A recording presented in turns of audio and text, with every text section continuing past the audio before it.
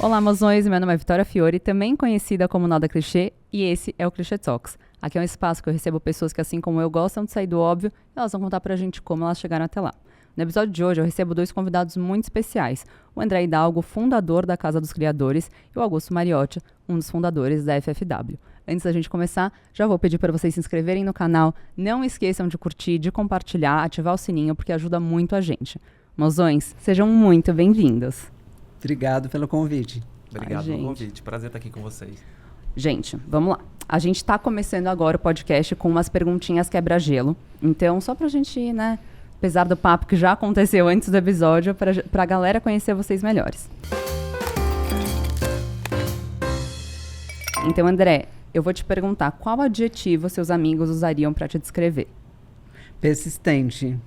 Gostei. E você, Augusto? Nossa, eu poderia dizer a mesma coisa.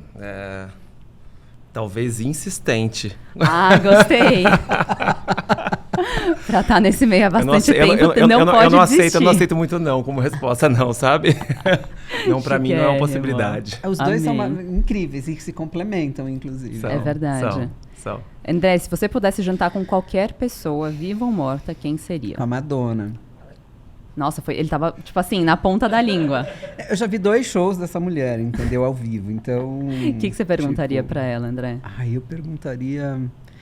Nossa, difícil. O que perguntar pra Madonna, uma pessoa que fez tanto, né, pela cultura pop, mas o que inspira ela, o que move ela, né? Porque ela tem uma força tão intensa, tão grande, que eu invejo. E você, Augusto? Eu diria o Alexander McQueen. Ai, sim. Putz, e você chegou a ver um show dele, né? Eu cheguei a ver um desfile do Alexander McQueen. Eu quase fui expulso, na verdade, da sala de desfile por ele. Não, por quê? Sim, conta porque, agora. Na verdade, eu ia para os desfiles no começo dos anos 2000 e eu não tinha convite para vários e eu era muito amigo das modelos. E as modelos me levavam com elas pro backstage como se eu fosse um acompanhante delas. E eu fui com a Carol... agente. Meu irmão, meu parente tá comigo me acompanhando, né? E aí a Carol Trentini me levou para um desfile do McQueen. Só que eu não podia entrar no backstage. Eles não deixavam entrar no backstage porque eles não queriam que ninguém visse a beleza. E aí eu fiquei na plateia, fiquei lá fazendo hora, vazia. E aí eles foram fazer o ensaio, aí entrou o McQueen com os assistentes dele. Eu tava sentado na última fileira da arquibancada e ele sentou lá embaixo na primeira. Só que era ele mais 2 pessoas. E aí eu vi que ele chamou o segurança uma hora e perguntou assim, quem é aquela pessoa que tá sentado ali em cima? O segurança foi lá falar comigo. Eu gelei na hora, né? Gelei. Aí eu falei, eu sou irmão da Carol Trentini. Aí ele falou assim, aí ele foi lá, falou pro McQueen, ele falou assim, ok, então ele pode ficar. Obrigado, Carol. Não sei nem se ela sabe disso, que isso aconteceu. Que icônico, eu tô chocada. Foi. E histórico também, né? Histórico, porque ele realmente, pra mim, é um dos principais, se não o principal nome da moda até hoje, é esse cara. Porque... eu acho que pra mim ele é bem responsável por eu gostar de moda. Sim, não, ele é maravilhoso, né? Assim, tipo... O que vocês acham que mais fascina vocês nele?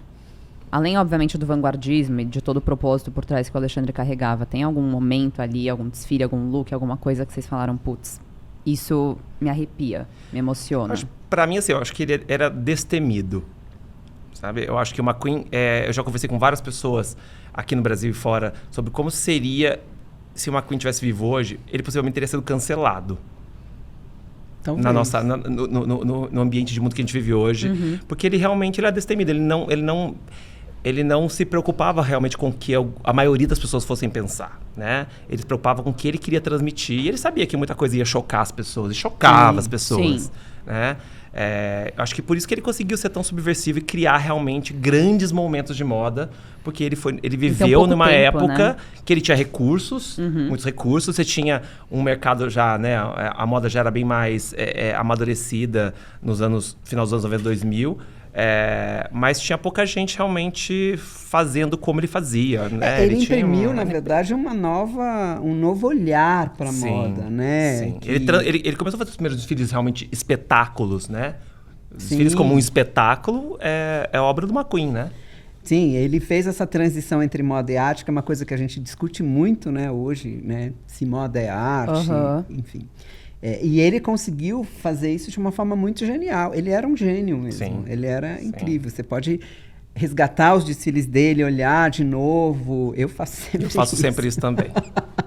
Sabe, você vai olhando, assim, e são poucos os que... Porque assim, né, como eu falei, a gente... Pelo próprio caráter da Casa de Criadores, a gente está sempre olhando para frente. Mas, às vezes, é importante você olhar para trás também, né? Para até lembrar por que você está aqui, né? Da onde você veio. E ele é uma pessoa que me traz muito isso. Ele me faz lembrar de onde eu vim. Do que exatamente por que eu estou fazendo o que eu faço, sabe? Às vezes mesmo, sabe?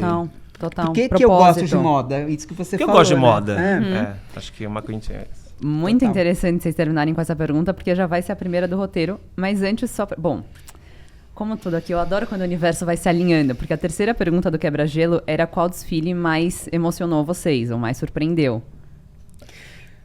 Fala você primeiro. Eu vou ter que pensar. Nossa, eu também tenho, porque eu já vi, acho que eu já vi algumas centenas de desfiles na minha vida, na minha curta vida. Mas olha, na verdade, eu acho que o desfile que mais me emocionou foi um desfile que nem foi exatamente de roupa, que foi de Unacal, no São Paulo Fashion Week 2000 e alguma coisa da roupa de papel. Vocês devem ter ouvido falar desse desfile. Ouvi. Se vocês não ouviram, quem não viu, vejam, procurem ver esse desfile. Porque aquilo realmente foi... impressionante, né? Você destruir as roupas, a sua obra, o seu trabalho de meses na frente de todo mundo, né? Como um momento de que o Jun estava meio que encerrando um ciclo na vida dele ali, né? O Jun não é mais um designer de moda, não tem mais marca. E eu trabalhava no São Paulo Fashion Week nessa época e eu participei todo do processo e a gente não podia falar absolutamente nada, porque tudo era surpresa, absolutamente. Então, ninguém podia entrar no camarim antes do desfile para ver aquilo. Então, foi muito difícil blindar, sabe? Hoje seria impossível, com todo mundo com o celular na mão, seria impossível. Falar, cara. Tipo assim, se o McQueen deixava vocês entrarem no backstage naquela época, imagina hoje com rede social. Muito difícil. E quando no final do desfile... Primeiro, quando as roupas de papel começaram a entrar, já foi uma grande surpresa. Ele conseguir construir aquelas esculturas com aquelas formas de roupa em papel. E no final, quando as luzes começaram a rasgar as roupas, as pessoas começaram a chorar na plateia, porque bateu um desespero nas pessoas de verem aquelas obras-primas sendo destruídas. Então, assim, nunca ninguém mais veria aquilo. Então, pra mim, acho que foi o desfile mais emocionante, na verdade. Embora eu tenha visto muitos outros que me emocionaram, entendeu? E é uma discussão sobre tempo muito, muito bacana, né? Você discutir a temporalidade da moda mesmo, né? E a efemeridade também. Né? E fazer isso. Ele fez isso de uma forma genial e realmente surpreendeu todo mundo. Hoje, realmente, ele não ia conseguir, porque os próprios modelos estão no camarim registrando. Mas eu imagino que se ele tivesse feito aquilo hoje, aquilo teria sido 100 mil vezes mais midiático do que foi na época. Sem dúvida. Né? Sem dúvida. Teria viralizado com certeza no TikTok, teria atravessado o mundo, teria chegado em todos os cantos. E até que ele chegou, né? O Jun fez uma exposição desse desfile, foi fazer palestras desse desfile em vários países, né? Talvez pra época ele realmente viralizou de certa forma, né? Dentro do que era viralizar no começo dos anos 2000, sim. Total. Isso realmente foi muito comentado. Agora, pode ser dois? Pode, fica à vontade. Os dois são da casa de vocês. Os dois são da Casa de Criadores, porque obviamente, né, a gente sempre procura trazer os nossos com a gente, né? Então, o primeiro foi do Icarius, na 4ª edição da Casa de Criadores, isso foi em 98. Nossa senhora, eu entregando a minha idade. Mas a Casa de Criadores tem 26 anos, Exato. né? Então, enfim. E ele fez, na verdade, um desfile. Ele hoje mora na Europa, ele mora na Itália, ele é artista plástico, ele não trabalha mais com moda, mas na época ele fez um desfile muito forte e ele era um dos nomes mais incríveis da moda na época, porque a mãe dele, ele fez o desfile inspirado na mãe, a mãe estava com câncer, morrendo de câncer, ele sabia que ela tinha um mês de vida. E ela, de fato, morreu um mês depois do desfile. Então, ele fez uma coleção toda hospitalar, assim, toda branca, transparente, com aqueles aparelhos de ortodônticos, sabe? Assim, que foi forte. muito forte, uma imagem muito incrível, que é um desfile que eu também vejo até hoje. E, realmente, ele ali surpreendeu as pessoas ficaram emocionadas também, né? Enfim. E o outro do Robert Dognani, que está com a gente, é um estilista que está há mais tempo com a gente, ele está há 20 anos, acho que 20 anos com a gente. Icônico. E ele fez, quando a gente fez 25 anos, que foi na edição 50, que foi o ano passado, ele fez um desfile em homenagem à própria Casa de Criadores, então aquilo me tocou muito, né? Especial. Porque ele pegou cada look, ele remetia a um estilista que tinha passado pela Casa de Criadores. Então tinha o look do Isaac Silva, tinha o look da Cavaleira, tinha o look do Marcelo Sommer, tinha o look das Gêmeas, que era uma marca que tinha na época também. Muito generoso do Robert, né? Muito. Então, ele olhou, da Carla Giroto, enfim, ele olhou ali, ele olhou para aquele universo, que é o universo dele, né? Mas do qual ele faz parte, com realmente muita generosidade. Ele fez um desfile inspirado em looks reais que esses estilistas tinham. Ele fez uma pesquisa, né? Olhou Total, os imagina o desfiles. tempo que não levou isso, os insights. Sim. E quando ele me falou, porque ele me falou isso antes, eu fiquei muito emocionada. Gente. E eu já sabia que no dia... E outra, foi a única vez que eu entrei numa passarela, na verdade. Porque ele me chamou no final para entrar com ele. Então eu entrei, chorando, assim, né? Muito emocionada. Eu nunca desfilei, né? Obviamente, meu papel é outro, Sim. né? Faço a curadoria do evento, entre outras coisas, mas nesse dia eu entrei, aí eu senti também o que um estilista sente, um pouco aquela emoção, aquele momento, que é um momento muito incrível mesmo, que é a concretização de 6 meses de trabalho. 6 meses para dizer o mínimo, né? Porque tem estilistas que ficam mais tempo até, né? Enfim, planejando aquilo. Então foi muito legal, me marcou muito. Nossa, gente, 10 minutos de podcast, a gente já tô arrepiada 3 vezes. Então vamos começar, gente. Eu queria saber como é que veio esse amor de vocês por moda, essa relação com moda. Olha, eu não sei muito explicar, assim, pra mim, na verdade, Vitória. Mas talvez tenha uma explicação antropológica, sei lá. Mas eu sou de uma cidade do sul de Minas Gerais, que se chama Jacutinga, uma cidade muito pequenininha do sul de Minas, que é um polo produtor de tricô. E todo mundo lá produz tricô. Todo mundo tem uma fábrica de tricô, pequenininha, média.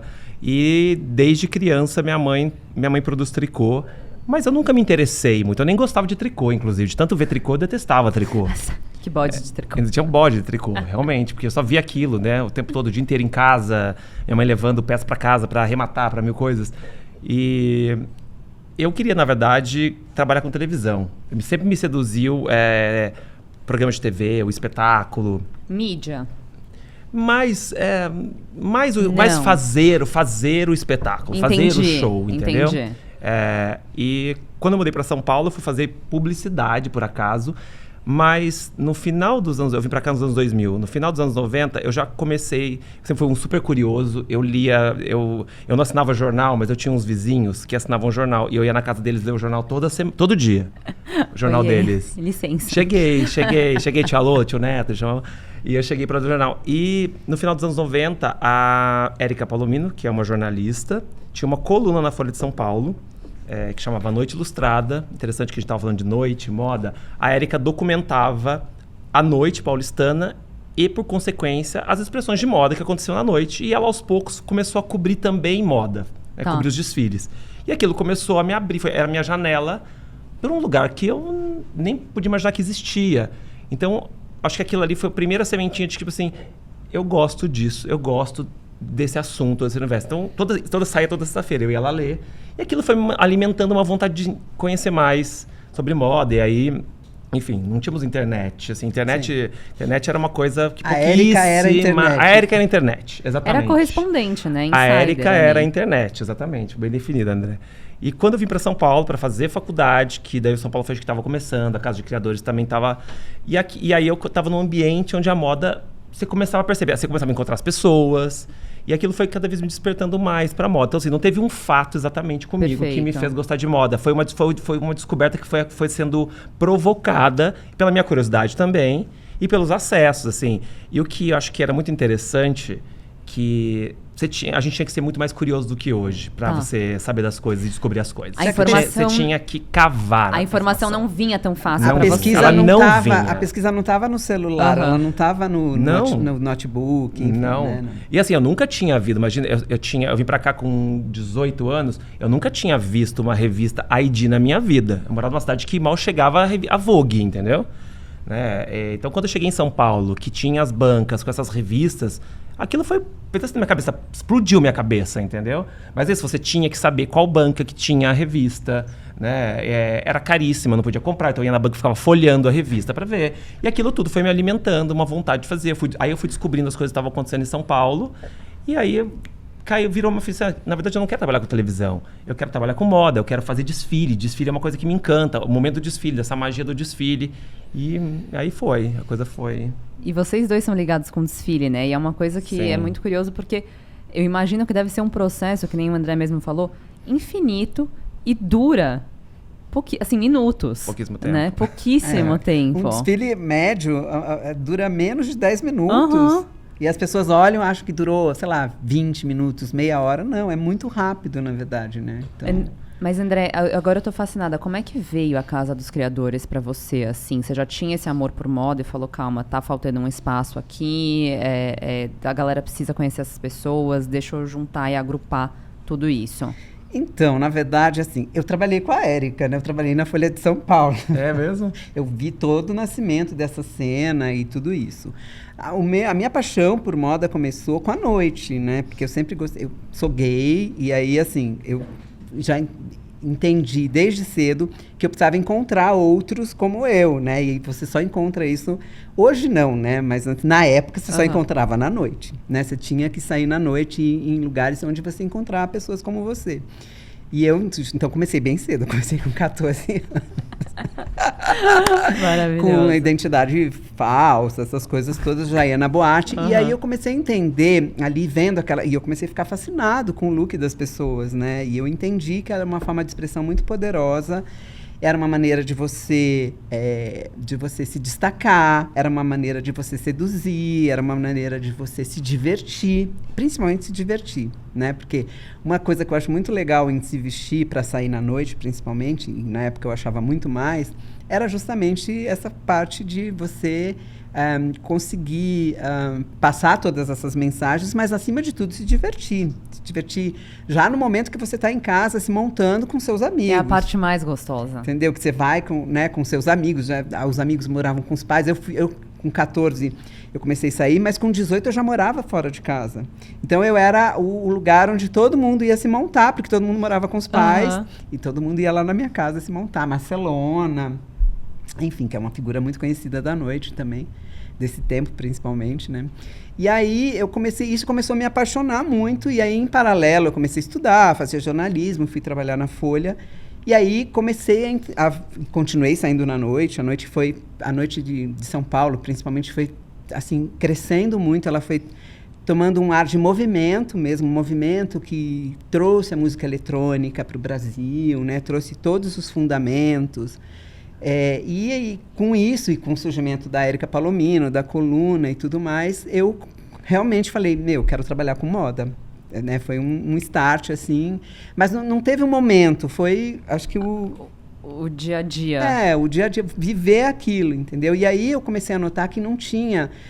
Eu ia sair na noite, assim, para dançar, e 2 horas da manhã parava a pista e começava a ter um desfile de um estilista underground, assim, sabe?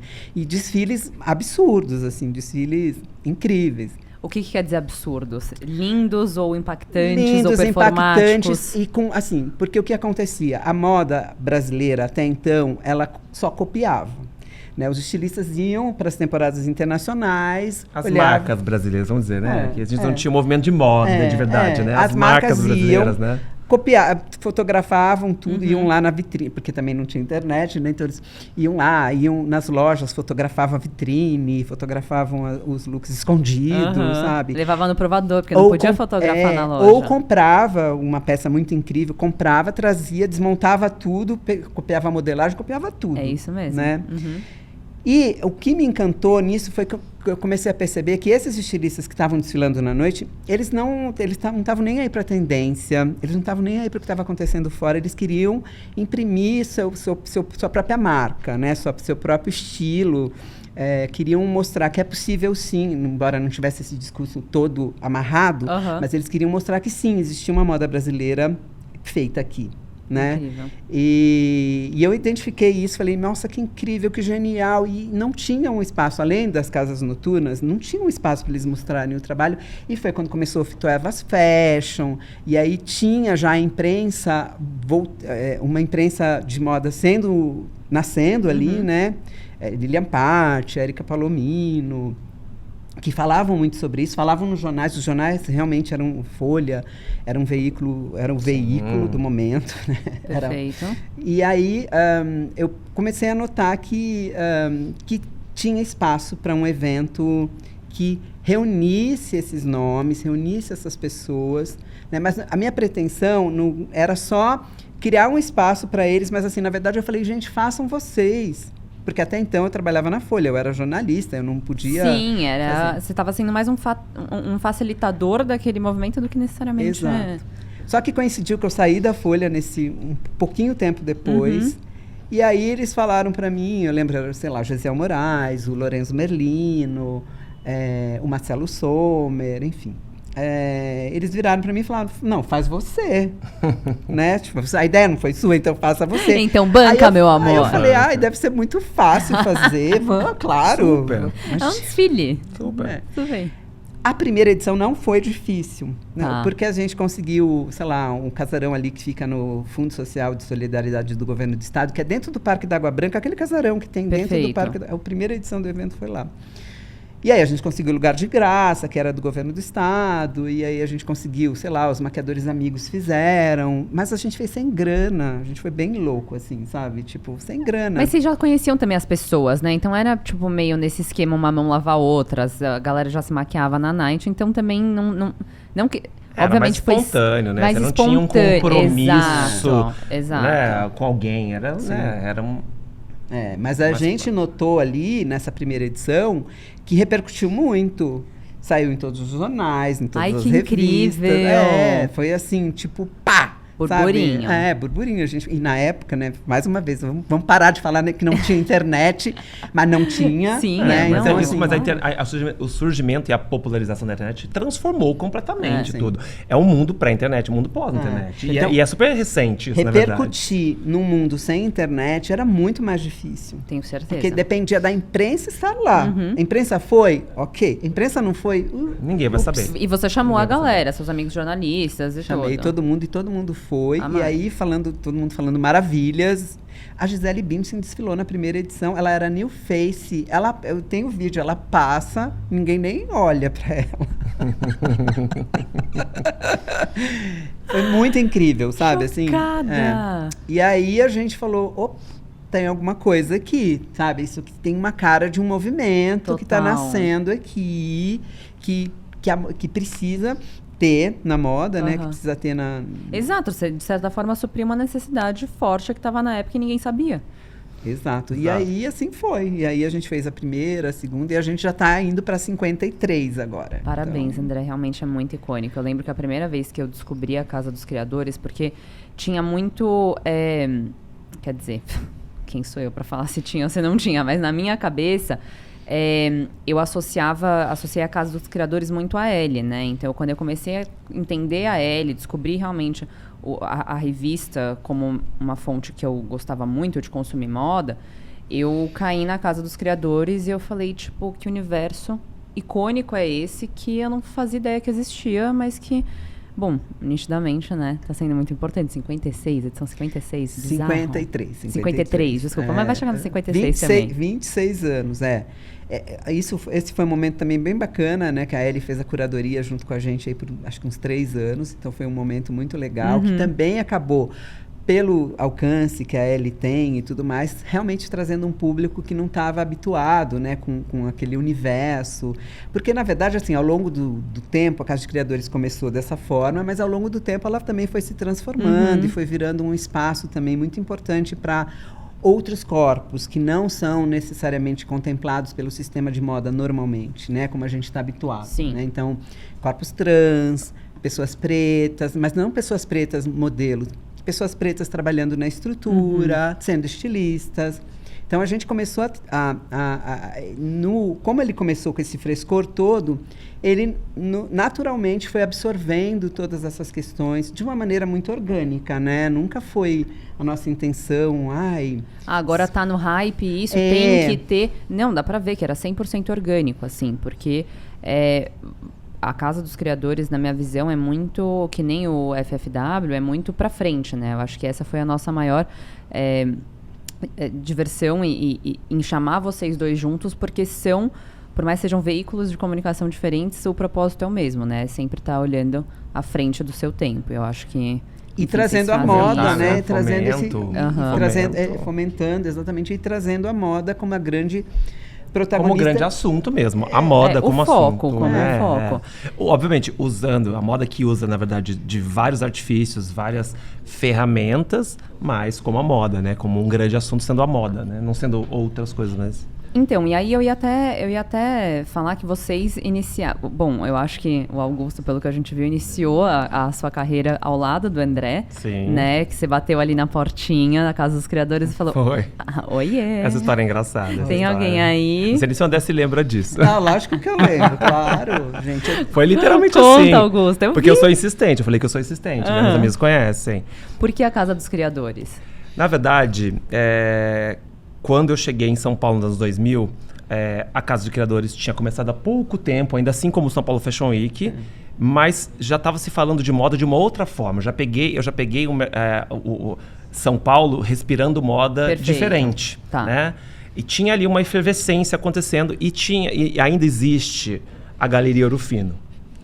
Né? Eu fiz meu primeiro piercing lá. Foi lá? Foi lá. A Galeria Ouro Fino, ela era um epicentro de moda, de música. Você tinha vários estilistas que tinham, independente que tinham loja ali. Você tinha algumas marcas ligadas à noite, que faziam roupa pra você sair à noite.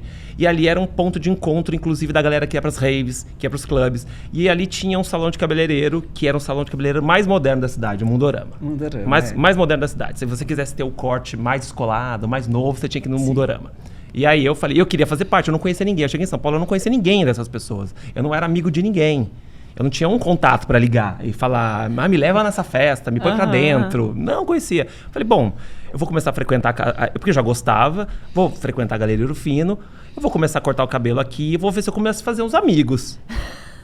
E aí... Gente, tudo começou por um corte de cabelo. Um corte de cabelo. Mas uma boa referência, você foi atrás do lugar certo. Exato, foi atrás do hotspot. Acho que eu sempre tive um bom feeling, tá? Mas é isso mesmo, porque muita gente hoje, não sei se, assim, pra vocês, mas, Vit, como é que eu começo?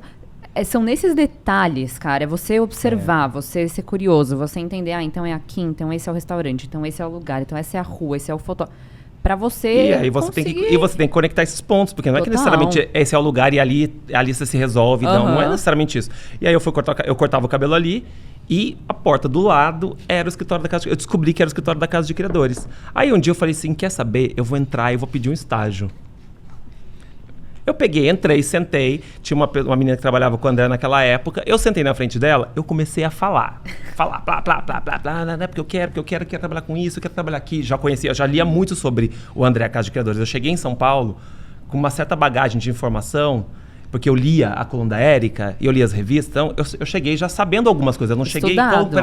Cheguei estudado. E aí, eu só lembro ela chama Adriana. Ela ficou com ele desse tamanho, assim, tipo... Tá bom, a gente não tem uma vaga agora, mas eu vou falar com o André, talvez, e qualquer coisa eu te ligo. Qualquer coisa eu te ligo. E aí ela me ligou. Vem aqui. Tipo... Teve um final vai feliz. Rolar, teve um vai final rolar. Feliz. Daí eu fiquei trabalhando com o André uns 6 meses. Foi. Não foi? Foi demais. Foi incrível. Foi uma porque eu lembro que ela veio falar comigo e eu sempre fiz. E tenho várias histórias nesse sentido, assim. Quando eu vejo que a pessoa está muito empenhada, que ela quer muito, eu vou lá e aposto. Porque essa energia, ela impulsiona a pessoa, ela faz a pessoa ir para frente. Isso é muito mais importante do que qualquer currículo, do que qualquer formação, porque é a vontade de fazer acontecer. Porque saber ninguém sabe. Qualquer momento que você vai entrar dentro de um job novo, um hub novo, você vai ter que aprender do zero. Então, se você tem vontade... Bom, já é meio caminho andado, né? E a Casa de Criadores é sobre isso também, né? Sobre ser esse espaço e esse lugar que te permite começar, que te permite... né? Porque o mundo da moda é um mundo muito incrível, mas é também muito excludente, né? Que te fecha muitas portas. Então, se você não tiver um lugar onde começar, né? Você não vai conseguir trabalhar ali, você não vai conseguir mostrar o seu trabalho, você não vai conseguir... Enfim, não, né? Então eu sempre acreditei muito nisso. A Love Fox, inclusive, é uma que tem o Cansei de Ser Sexy. Sei. Ela tinha, sei lá, 15 anos. Tem não, né? Tinha. Ela tem 15 anos. É que a gente tá... Eu já me transportei para os anos 90 ali, né? Meu 2000 Deus do céu. 2000 já. André, tipo, calma. 2000. Menos. 2000, exatamente. Ela era uma adolescente, ela me mandou os desenhos dela. Ela morava em Campinas, ela me mandou os desenhos dela. Os croquis, que ela queria ser estilista. E ela pediu um estágio e eu falei, claro. Ela falou, mas só que tem um problema, eu tenho 15 anos e meus pais vão aí conversar com você. E ela veio com os pais, né? Tipo, você vai cuidar dela? Eu falei, vou, pode deixar. E realmente cuidei dela. Ela fez um estágio, na verdade, muito curto. Durante a Casa de Criadores, ela ficou ali no camarim e tal. Mas só que a revista Capricho, na época, me ligou e perguntou, você tem alguma história? E a Capricho fala com adolescentes, fala com esse público. Super. Você tem alguma história interessante para contar aí nesse universo nosso, né? Tim? Eu falei, tem essa estilista aqui, que me procurou e que é super talentosa, incrível, enfim. Aí eles chamaram ela e fizeram um acompanhamento com ela, que virou uma matéria para a revista depois, um acompanhamento do dia a dia dela na Casa de Criadores. E depois chamaram ela para trabalhar lá, ou fazer um estágio, alguma coisa na própria Capricho. Eu me lembro, ela fez um estágio com o Caio Gobi, porque ela é professora da Capricho, não foi? Foi, exatamente. Eu conheci a Luísa também lá, porque o Caio Gobi é um estilista, que ele não tem mais marca hoje. E Sim. ele também tinha o ateliê dele na Galeria Rufino. Então a Galeria Rufino era esse epicentro mesmo, sabe? Que hoje a gente não tem mais esse lugar em São Paulo que reúne tanta gente criativa acontecendo. E ela trabalhava lá antes de ir pro Cansei de Ser Sexy. E depois enfim, aí tudo virou história, né? Eles criaram o Cansei de Ser Sexy, fizeram um sucesso internacional absurdo, né? Que uma das poucas bandas brasileiras que fez tanto sucesso assim fora. E, enfim, então, ali também já... Era muito a fonte, né, André? Que loucura. Então, ali já reforçou para mim, o nosso papel. Eu falei, como é importante. Ali eu já fui percebendo o quanto era importante o que a gente fazia e tudo mais. Por isso que a gente abriu esse espaço, Sim. né? Enfim, e até hoje que alguém... Gente, que por favor, não me procurem. Mentira, podem me procurar sim. Mas até hoje, né? Quem me procura, isso... Até mesmo toma cuidado. Até mesmo estilistas. Não, eu já estou acostumado. Hoje a gente tem um critério, né, de seleção e tudo mais. Mas assim, quando eu vejo que a pessoa está muito empenhada, que ela quer muito aquilo, que aquilo é a vida dela, Sim. sabe? Porque moda mexe muito com esse imaginário, né, das pessoas. Sempre foi assim. Claro, talvez lá atrás isso era mais intenso. Hoje... né, com todas as informações que a gente tem, com tudo que o mundo está passando, inclusive, não é que a moda perdeu importância, mas talvez não tenha mais, né, toda essa... Respirar por isso, assim, talvez? Sim. Tem a arte, tem a música, tem tanta coisa hoje que você pode, né, enfim...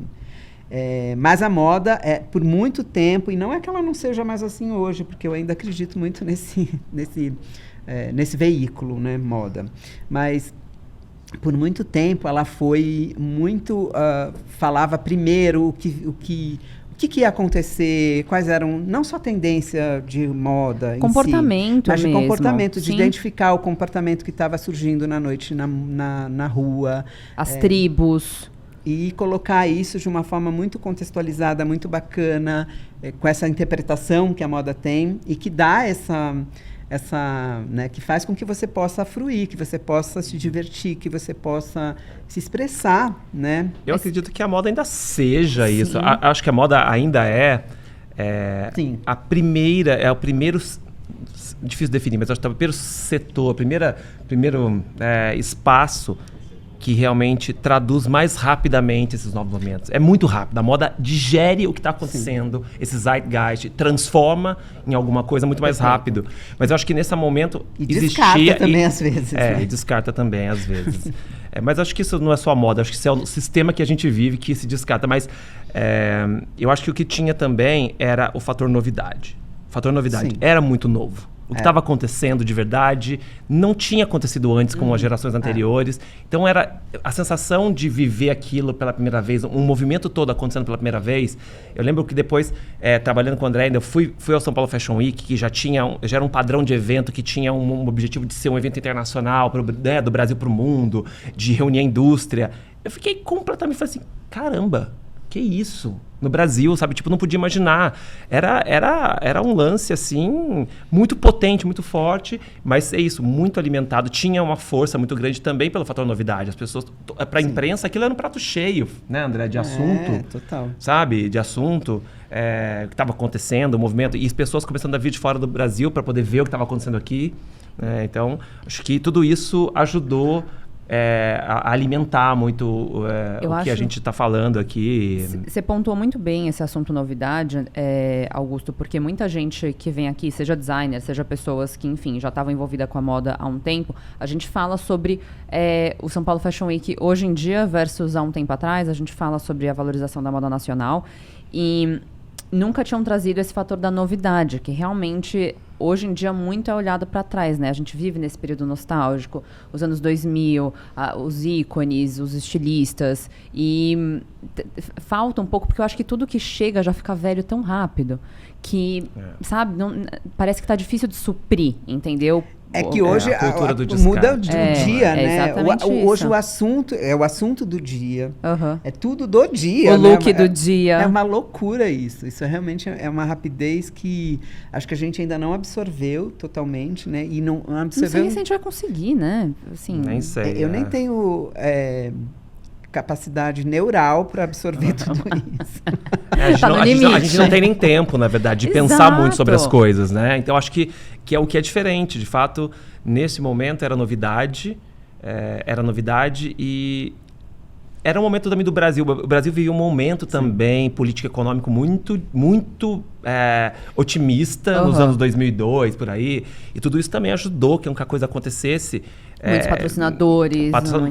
Assim, marcas, no geral, começaram a realmente ter interesse pela moda. Marcas que não eram de moda começaram a ver na moda um jeito de serem bem vistas, de serem posicionadas como uma marca moderna, uma marca contemporânea. A gente pode falar de marca Pode, aqui? enquanto não tem patrocinador nenhum. A gente foi patrocinado pela Brastemp, gente. Quando é que você ia imaginar que a Brastemp ia patrocinar um evento de moda de jovens talentos? Perfeito. Marca de celular, que na época também estava começando. A Nokia patrocinou a gente. Nokia eu posso falar, porque acho que nem tem mais. Várias marcas, enfim. Querendo, na verdade, se aproximar da moda, porque era na moda que realmente as coisas estavam realmente... Era onde parecia haver inovação. Gente, quem dita a moda a geração não tem como, entendeu? A não ser que você tenha lá o seu estilo próprio, tudo, né? Muita gente falando de quiet luxury, sim, mas tendência... na noite, nos grupos, no burburinho, não tem o que falar. Quem dita isso e que, enfim, milhares de pessoas vão seguir é o jovem, né? Eu acho. É porque o jovem é da essência do jovem a experimentação, né? Exato. Se descobrir, testar as coisas, não tá experimentar. Exatamente. Exato, então, você não precisa ter uma série e essa também. geração toda de estilistas que realmente ficou conhecida e fez todo mundo falar de moda, eles eram muito jovens nessa época ainda. Eles tinham energia, seus 20, amor. imagina, as pessoas estavam abrindo marca com 20 e poucos anos, estavam abrindo marca e desfilando, o São Paulo Fashion Week, desfile para 500 pessoas, com mega shows, assim, né? Alexandre Kovic, o Marcelo Sommer, como o André falou, enfim. E aquilo era super excitante. E a indústria também, a grande indústria, que era muito jeanseira na época, principalmente, né, André? Sim. A moda brasileira grande eram de marcas de jeans, assim. Era Zoom, era Fórum, e outras marcas, Elos, enfim, que ainda tá aí, existe. Assim como a Fórum também existe, mas tá diferente. Mas essas eram as grandes marcas de grande distribuição e era um momento onde eles entenderam a importância, inclusive, de existir realmente essas plataformas como a Casa de Criadores do São Paulo Fashion Week, porque quanto mais juntos tivesse, mais força o mercado teria inteiro. 100%. O que a gente não tem observado hoje. Não, a gente tem observado muito hoje um individual. comportamento de cada um indo para um lado. Todo mundo meio perdido, todo mundo meio atirando para cada lado e ninguém indo junto. Assim. Então, 100%. teve um momento ali que eu acho que o mercado entendeu que a gente tem que ir junto. Se a gente quer construir alguma coisa realmente forte, a gente tem que ir junto. A gente quer reivindicar as mesmas coisas.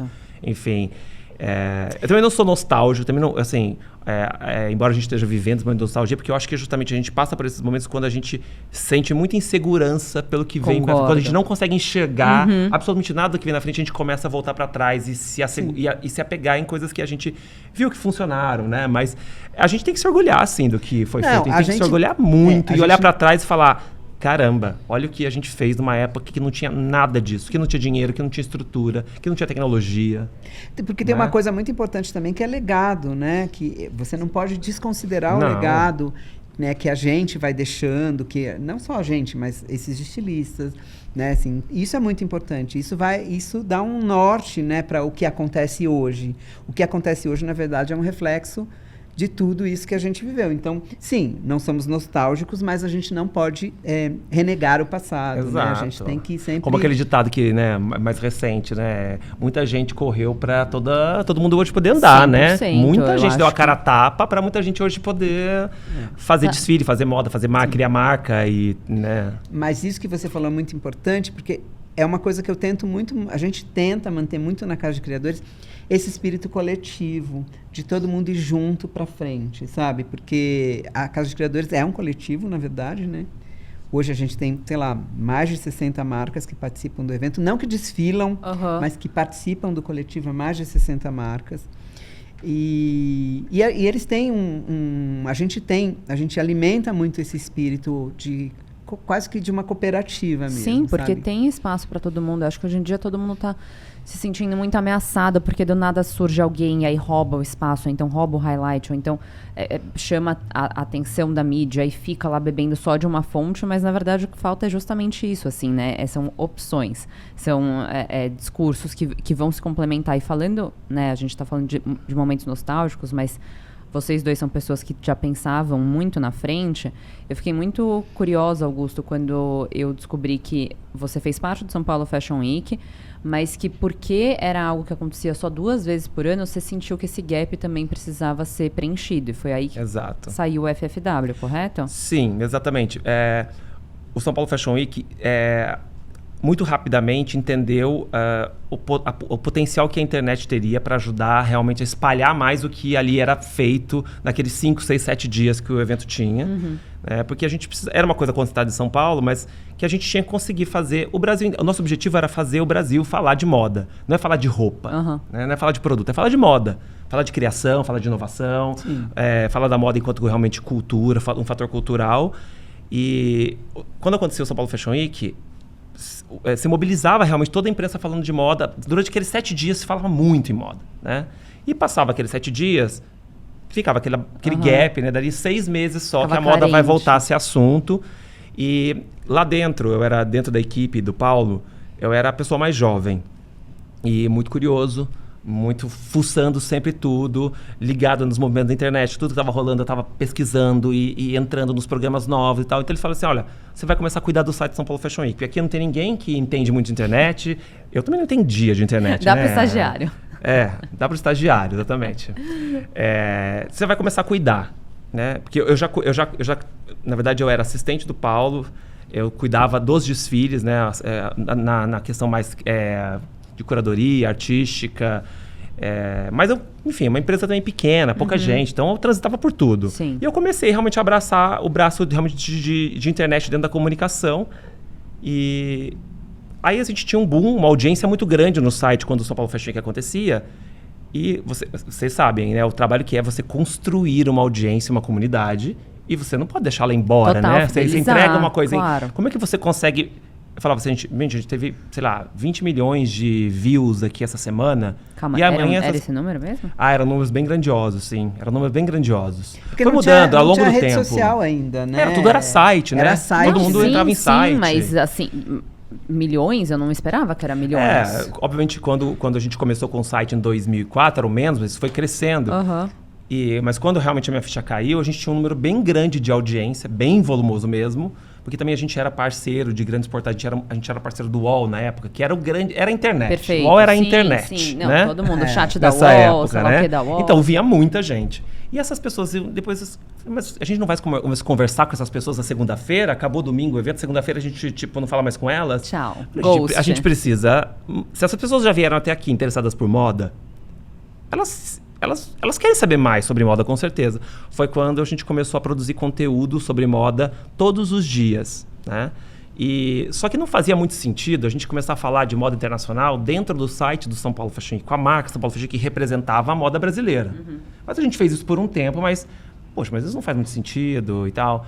E aí Tava experimentando também. Também era uma experimentação. Imagina, a gente começou a transmitir desfile ao vivo quando a banda larga tinha 12 mil assinantes no Brasil. 12 mil pessoas só conseguiam ver alguma coisa ao vivo, só que era tudo pixelado. Imagina, você via o desfile tudo pixelado.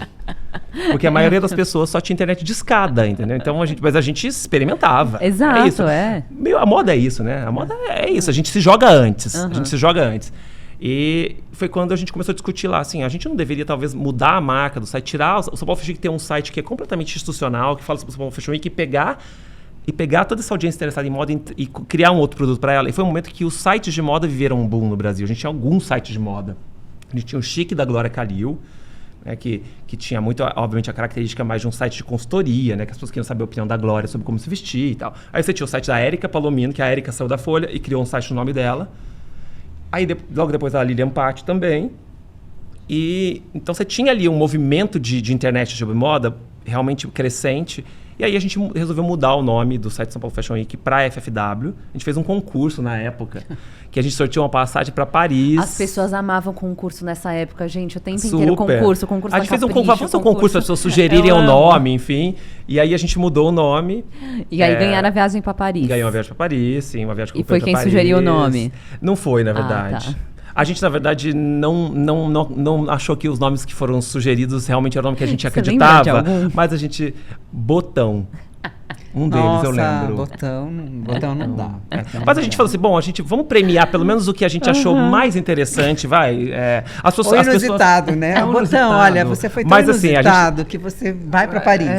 Não lembro se foi esse, mas eu lembro desse nome, alguém mandou este nome. E aí a gente mudou para FFW, que a gente, na verdade, tinha acabado uns meses antes de lançar a revista que todo mundo no mercado começou a chamar de FFW, de Mag, mas ela já se chamava FFW Mag, de Fast Forward Magazine, porque tinha também era uma revista super conceitual, uma revista que hoje é muito mais comum, mas naquela época no Brasil não existiam revistas, essas gloss magazines, né, que é uma revista que não fala de tendência, ela fala de vários assuntos enfim, de cultura, de arte, e a produção de imagem de moda é muito mais vanguardista, muito mais ousada, muito mais experimental. E aí eu falei, só que todo mundo chamava só de Mag, porque na capa da revista o Mag era gigante, o FFW era minúsculo. Tá. Eu falei, gente, eu acho que a gente podia chamar de FFW, porque o FFW, além do que ele significa do forward mesmo, do básico, né, da linguagem universal, do controle remoto, ele tem o FW, que ainda diz respeito às Fashion Weeks, e ainda é sobre ir pra frente. Perfeito, e a gente adotou esse nome, porque já era uma característica. Então, o FW, na verdade... Eu moldei muito a visão do que é a FW. Na verdade, é muito a minha visão de moda, entendeu? Eu sempre fui uma pessoa que sempre acreditou também que a gente tem que olhar pra frente, valorizando o legado, mas olhando sempre pra frente. Moda é sobre olhar pra frente. Claro. Óbvio, você olha pra trás pra construir o que vem na frente, né? Exatamente. E foi nesse momento que a gente realmente mudou o nome. E isso foi em 2009. Mas a história minha com a internet, produzindo conteúdo, já vinha de antes do site de São Paulo. Eu imagino, eu viajava para os desfiles fora, cobri desfile fora com o site de São Paulo Fashion Week. Eu lembro da Chanel respondendo e-mail assim, mas por que você quer cobrir o desfile da Chanel se você é o site do São Paulo Fashion Week? Eu recebi essa resposta, entendeu? Explique-se. Explique-se. Porque acho que também, talvez mas eles porque também eu quero. Talvez eles também não compreendessem a extensão e o poder da internet. Porque, não, imagina. Gente, esse começo realmente foi bizarro. As marcas internacionais, inclusive, elas foram muito tardias em descobrir e aceitar o poder da internet. Nossa, muito. Não, muito os sites tardia. Eram muito defasados, os sites eram muito antigos. Era só ali praticamente... Na Europa. E assim, as marcas realmente, elas não davam bola para a internet mesmo. As marcas internacionais não davam bola para a internet. Se você era da internet, você era como se você fosse um sub alguma coisa, entendeu? Tipo, eles sempre valorizaram a mídia impressa muito mais, até que eles tiveram que se dobrar, né? Daqueles diferentes soba. Mas isso foi muito recente. O Brasil foi muito mais rápido, muito mais... A gente é early adopter, a gente tem essa característica, né? De aderir muito rápido. A gente, imagina, a gente entrou no Facebook, a gente dominou o Orkut antes do Facebook muito mais rápido. A gente era o maior país no Orkut, depois a gente foi o segundo país do Facebook. A FFW tinha comunidade no Orkut? Não, porque o Orkut tava morrendo quando a gente mudou a marca. Já foi batido. O Orkut acho que acabou em 2007, alguma coisa assim, não foi? Eu já perdi essa data, mas... Não vou poder te dar essa informação. Mas tinha uma comunidade de moda que eu entrava, participava, eu lia. Eu entendia muito que as pessoas estavam querendo discutir, daí aquilo virava pauta no site do São Paulo Fashion Week, sabe? Gente, hoje ia ser um escândalo, né? O Twitter acabar, por exemplo. E o Facebook, né, que era o similar ali do Orkut. Mas é bizarro o Orkut ter acabado, gente, né? Não, era uma rede social gigante. Era assim, impressionante. Todo mundo tava, isso antes do Facebook. Mas ainda era uma coisa muito privada, era uma coisa fechada, né? Ainda era um mundo meio fechado, as comunidades tinham que participar, enfim. Mas então, tudo isso foi muito excitante. Viver toda essa transformação e entender que a gente fazia parte de uma construção, que a gente estava construindo alguma coisa. Não, naquele momento eu não tinha noção. Exatamente não. Porque eu fico pensando assim, a gente só tá vivendo a vida aqui, né, tranquilamente. E aí, do nada, daqui 20 anos, vai que alguém tá estudando alguma coisa que... quando você para pensar nisso... E talvez você esteja se levando a sério demais. Pode ser. E quando você faz esse exercício, você se trava. Porque a primeira coisa que você pode fazer, e é um erro, é você acreditar, né? Talvez. Você acreditar no hype, sabe? Acreditar que você está fazendo alguma coisa muito, muito importante, muito relevante, muito transformadora também. Eu acho que eu sempre faço esse exercício. Eu nunca achei que, eu sou a pessoa, a vanguarda, sabe? Assim, essas palavras chavões, assim, mas que muita gente cai nessa armadilha. Né? E acho que isso que é o segredo de você estar sempre se renovando, porque você está sempre buscando, na verdade... Você nunca chegou lá. Você não chegou lá. Exato. Eu acho que isso, na verdade, até se comportar assim, eu não tinha muita consciência. Assim, eu comecei muito jovem também, era muito jovem. Eu não pensava em nada disso. Eu só estava fazendo o que eu gostava de fazer. Eu só estava fazendo o que eu realmente curtia fazer. Isso é Para mim era muito sobre isso. Era o que me movia mesmo, era isso. Eu acho que o grande segredo é esse, exatamente. O que me movia era isso. Eu estou fazendo alguma coisa que eu acredito. E se encontrar mais uma pessoa que também goste, eu já estou feliz. Entendeu? Era mais espontâneo. Não tinha realmente essa estratégia toda de... Sabe? De realmente, de como que eu posso fazer as pessoas gostarem de mim, as pessoas reconhecerem o que eu estou fazendo. Nunca foi uma preocupação minha. Nunca. E como é que foi, assim? Porque, bom... Vocês fizeram o site, né? Tava dando super certo, só que nem a gente tava falando agora, tem gente que se acomoda, que fala, bom, então tá dando certo, não vamos mexer em time que tá ganhando. Como que vocês, primeiro, sempre se mantiveram atualizados? Segundo, eu sinto que vocês têm uma linguagem, a FFW, muito atual. Assim, eu confesso que eu fui descobrir um tempo depois que vocês já eram um canal de comunicação antigo de moda. Na minha cabeça era era uma galera lá jovem, criando, fazendo umas artes lindas, conseguindo trazer pessoas que têm opiniões fortes, jornalistas muito bons e também apostando em pessoas muito boas que às vezes não têm, né, um puta nome na indústria, mas que fazem um trabalho muito bem feito. Como que foi esses checkpoints, assim? Vocês estavam sempre de olho ou você... sempre teve a visão de que assim, cara, então a galera tá indo muito forte no Instagram, a gente precisa entrar aqui? Não, como eu falei, Vitória, eu não tinha, assim, essa visão toda estratégica, não. Realmente eu agi sempre muito por feeling. Eu acho que eu sou uma pessoa que, eu tenho uma característica, eu tenho uma sensibilidade grande para perceber coisas que realmente são interessantes. E eu acho que quando você coloca a verdade na coisa que você faz, ela vai encontrar as pessoas, ela vai se conectar com outras pessoas. Concordo, sim. E, na verdade, assim, eu sempre fui muito curioso, eu sou movido à curiosidade. Então, eu acho que eu reflito no conteúdo da FFW o quão curioso eu sou. Então, eu estou todo dia acordando e buscando saber de coisas, sabe? Me informar. Sempre. É isso que eu falei, né? Quando eu era moleque, com 12 anos de idade, eu ia no meu vizinho ler o jornal todo dia. Sabe? Não, mas eu entendo que você é curioso, mas assim, não.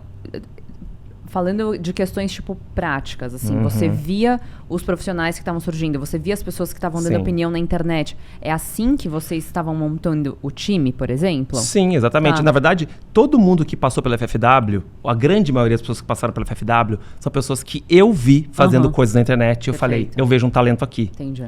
Sabe, tipo, hoje, por exemplo, falar vários nomes, na verdade. O Luigi, que é hoje editor-chefe da moda, ele fazia um blog, ele tinha um blog quando o blog começou e ele escrevia sobre desfile. Eu vi o blog dele e falei, Luigi, você não quer vir trabalhar na FFW? Eu gostei de que você escreve, gostei da tua visão. Ele veio. E passaram várias pessoas pela FFW, porque justamente sou uma pessoa que eu acho que, assim, é isso como o André falou. Eu tive oportunidade. Eu acredito que eu também tenho que agora dar oportunidade para outras pessoas também exercitarem aquilo, para elas também se desenvolverem e colaborarem para o que eu faço, obviamente. E como você falou do Instagram, foi interessante esse ponto, Vitória, porque eu acho que o Instagram, ele passou por uma transformação. O Instagram, para mim, também, ele é um pré-pandemia e outro pós-pandemia. Com certeza, né? com certeza. O Instagram, ele era assim, uma rede social relevante para a imagem, porque ele é uma rede social de fotografia, nasceu Sim. como isso.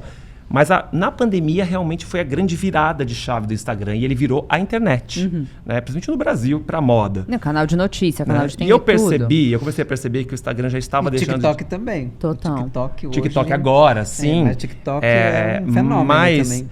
Mas durante a pandemia, eu notei que o Instagram estava deixando de ser uma rede social para se tornar uma grande plataforma de conteúdo mesmo, sabe? Eu estava começando a rolar aqui e ali alguns movimentos e até ali os veículos de moda, eles usavam o Instagram quase como era um copy, assim, tacava uma foto Taca ali, uma foto, uma escrevia legenda. uma legenda e era isso. Bota não uma tinha matéria legenda. nenhuma, não tinha nada. tinha, E você falava, né? cara, que preguiça de você. Exato. Eu falei, e aí assim, a gente já não fazia mais a revista impressa, né, há um tempo. E eu falei, quer saber, eu vou desenhar vou tentar criar uma forma, um formato para o Instagram, como se fosse uma revista digital, sabe? Porque assim, as pessoas não vão voltar. A geração nova não vai consumir revista. Não adianta eu ter essa ilusão, esse romantismo de que a geração nova vai ser apaixonada por revista, como a minha geração foi, entendeu? Não vai mesmo. Esquece. Fora que é caríssimo fazer, entendeu? Os anunciantes não têm dinheiro para bancar mais isso.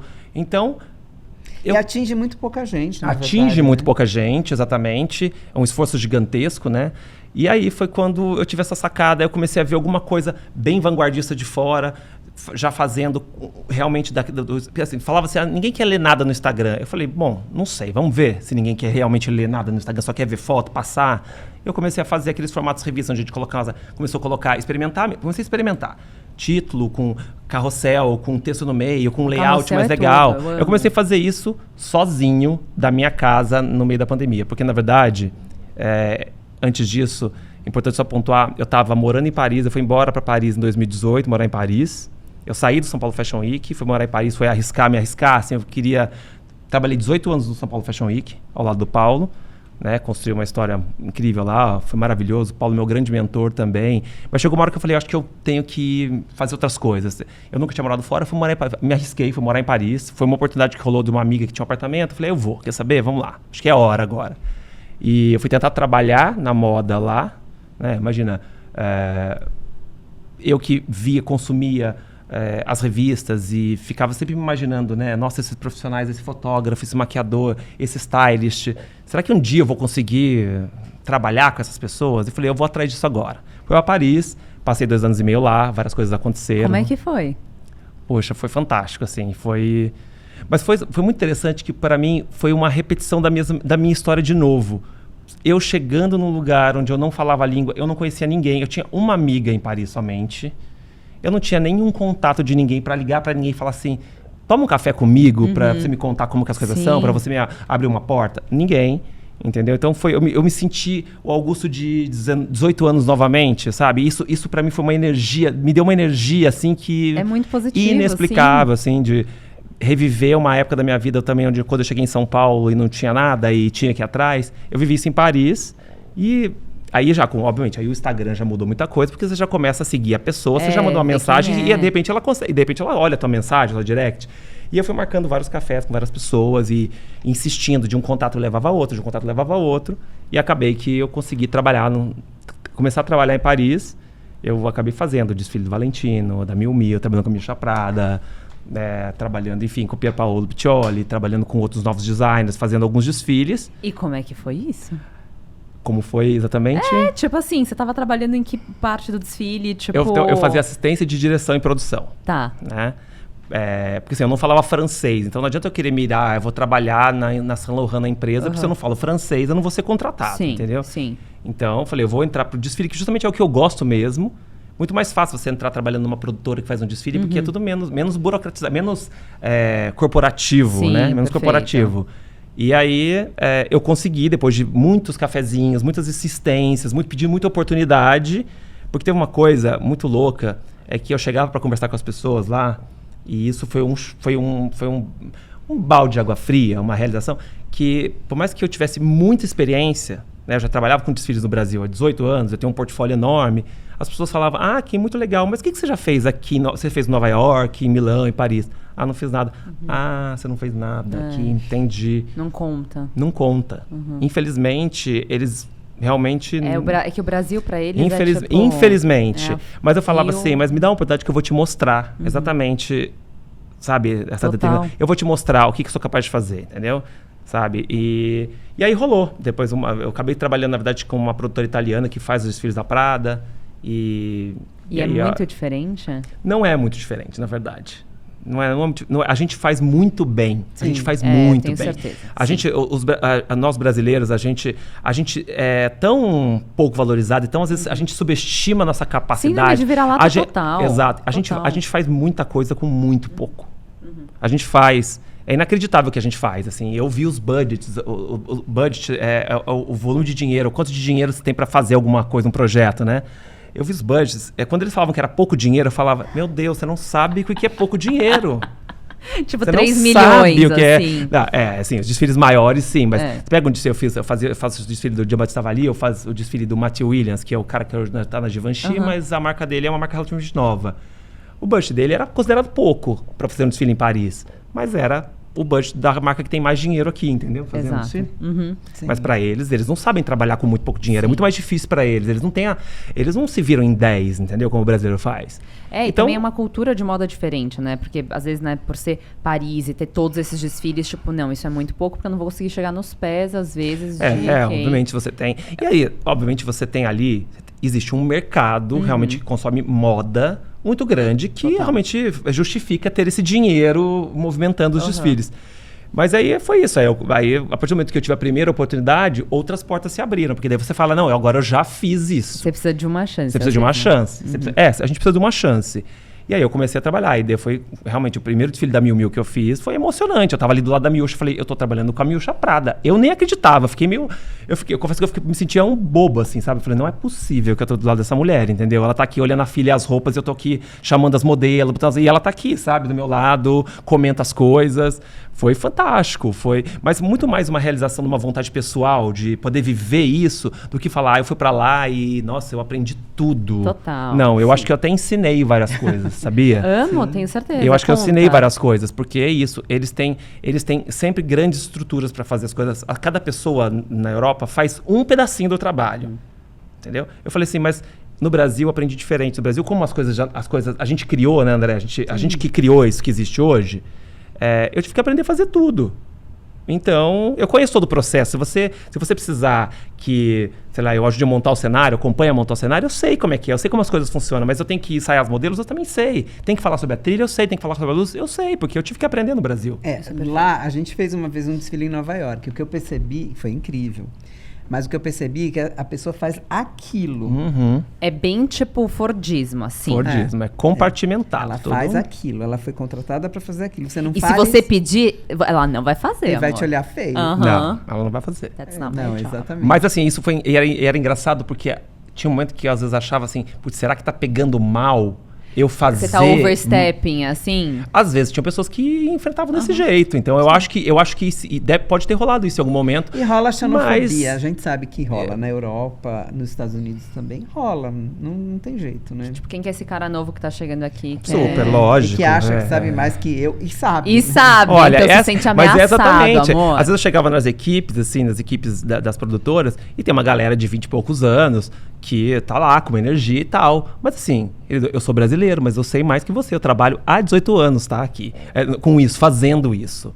Entendeu? E às vezes eu tinha que responder pra ela, porque ela era europeia, entendeu? Ela já tava ali, ela é europeia, ela é francesa, ela é italiana, ela tá no país dela, entendeu? Falando a língua dela.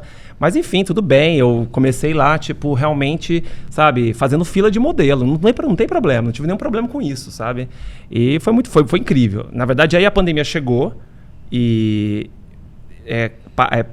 a França realmente passou por um lockdown de verdade. A gente tinha que ficar trancado dentro de casa mesmo. Você tava lá, voltou, tá? Não, eu fiz o desfile da Miu Miu no último dia da Fashion Week de 2019, o desfile de inverno de 2020, com a Fashion Week já sendo ameaçada de ser cancelada.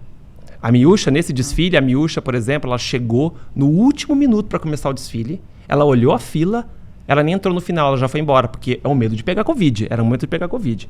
E aí eu fiquei em Paris mais 2 meses e eu resolvi voltar embora, porque eu não via mais sentido. O mercado parou, a moda parou completamente. Eu voltei, né? Então, e passar aquilo, você tem que passar com os seus, né? Passar por tudo aquilo que a gente não, passou. Passar por tudo aquilo sozinho, no outro país.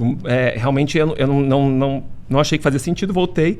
Só que daí quando as coisas começaram a voltar, que foi em setembro de 2021, né, que aí algumas pessoas estavam vacinadas, os desfiles começaram a voltar, eu já tinha desencanado, assim, falei que eu tô no Brasil, tô aqui focado no FFW, tava construindo então, aquele ponto que eu te falei, esquentou, a coisa esquentou, total. O FW realmente, a gente começou a furar a bolha, literalmente, sabe, que assim, o FFW ele nasceu como um veículo que ainda falava muito para o insider de moda, para quem realmente sabia que eram os estilistas, quem eram os profissionais. Mas a gente não tinha essa consciência, Vitória, porque assim, hoje você tem uma resposta muito rápida. Você posta uma coisa, as pessoas vão lá e comentam e você sabe a temperatura daquilo que você está falando, se as pessoas gostaram ou não gostaram. As métricas, compartilhamentos. Não tinha isso, claro. Entendeu? Não tinha isso. Então assim, a gente escrevia, eu e a Cami falava, vamos fazer uma matéria sobre o stylist do John Galliano, que ninguém sabe quem é, mas a gente sabe, vamos contar para as pessoas. Se 5 pessoas lessem, entendeu? A gente não sabia. As revistas também eram assim. Às vezes você botava uma revista na rua, ninguém sabia se alguém tinha lido o meu texto da revista que saiu na Vogue. Não é? No máximo o teu amigo falasse, olha, eu vi teu texto. Sua mãe, tipo, pai, filho, então, que lindo. Era um tempo da mídia onde a gente realmente quase que fazia pra gente mesmo. Total.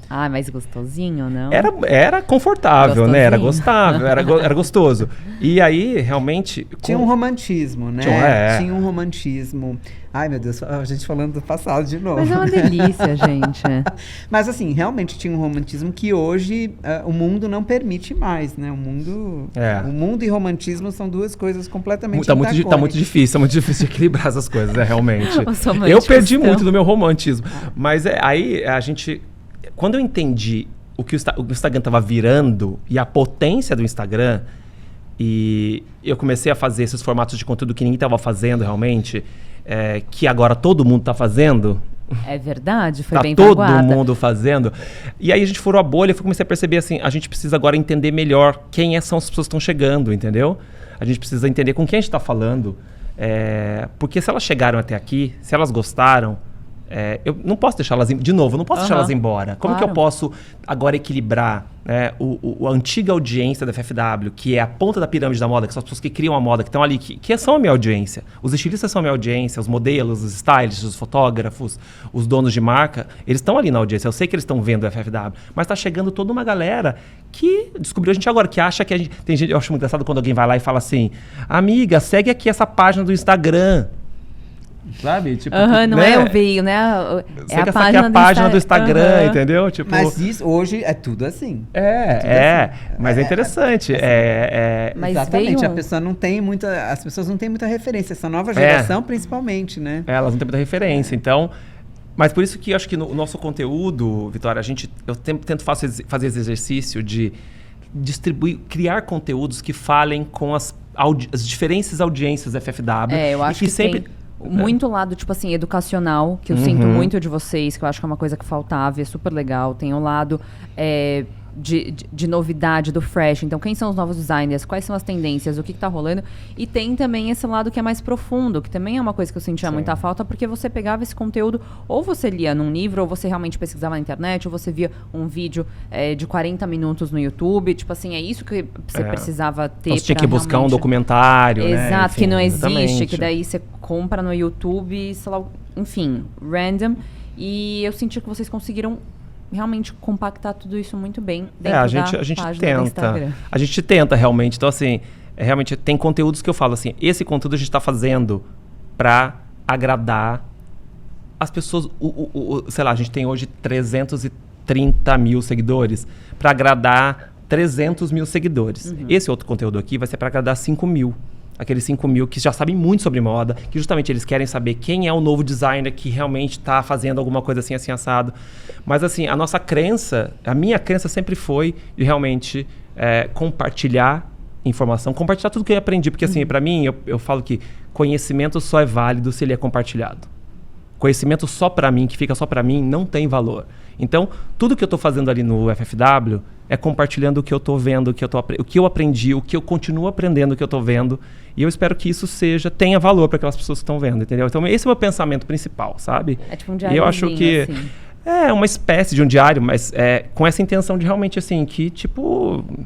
Sei lá, do mesmo jeito que eu aprendi, eu acho que é legal se vocês também estiverem abertos a aprender, sabe? Eu acho que tem uma galera, apesar da geração nova não ter muita referência, eu acho que tem muita gente muito curiosa e com sim. muita vontade de entender o que está acontecendo, E que capta por rápido. que as coisas acontecendo. Por mais que não tenha acontecem referência, assim. capta rápido. Exatamente. Sabe? Tipo, E assim, moda é um assunto, sempre foi um assunto de uma certa forma elitista, né? Sim. Quem entende de moda, assim, né? Quem pode falar sobre moda?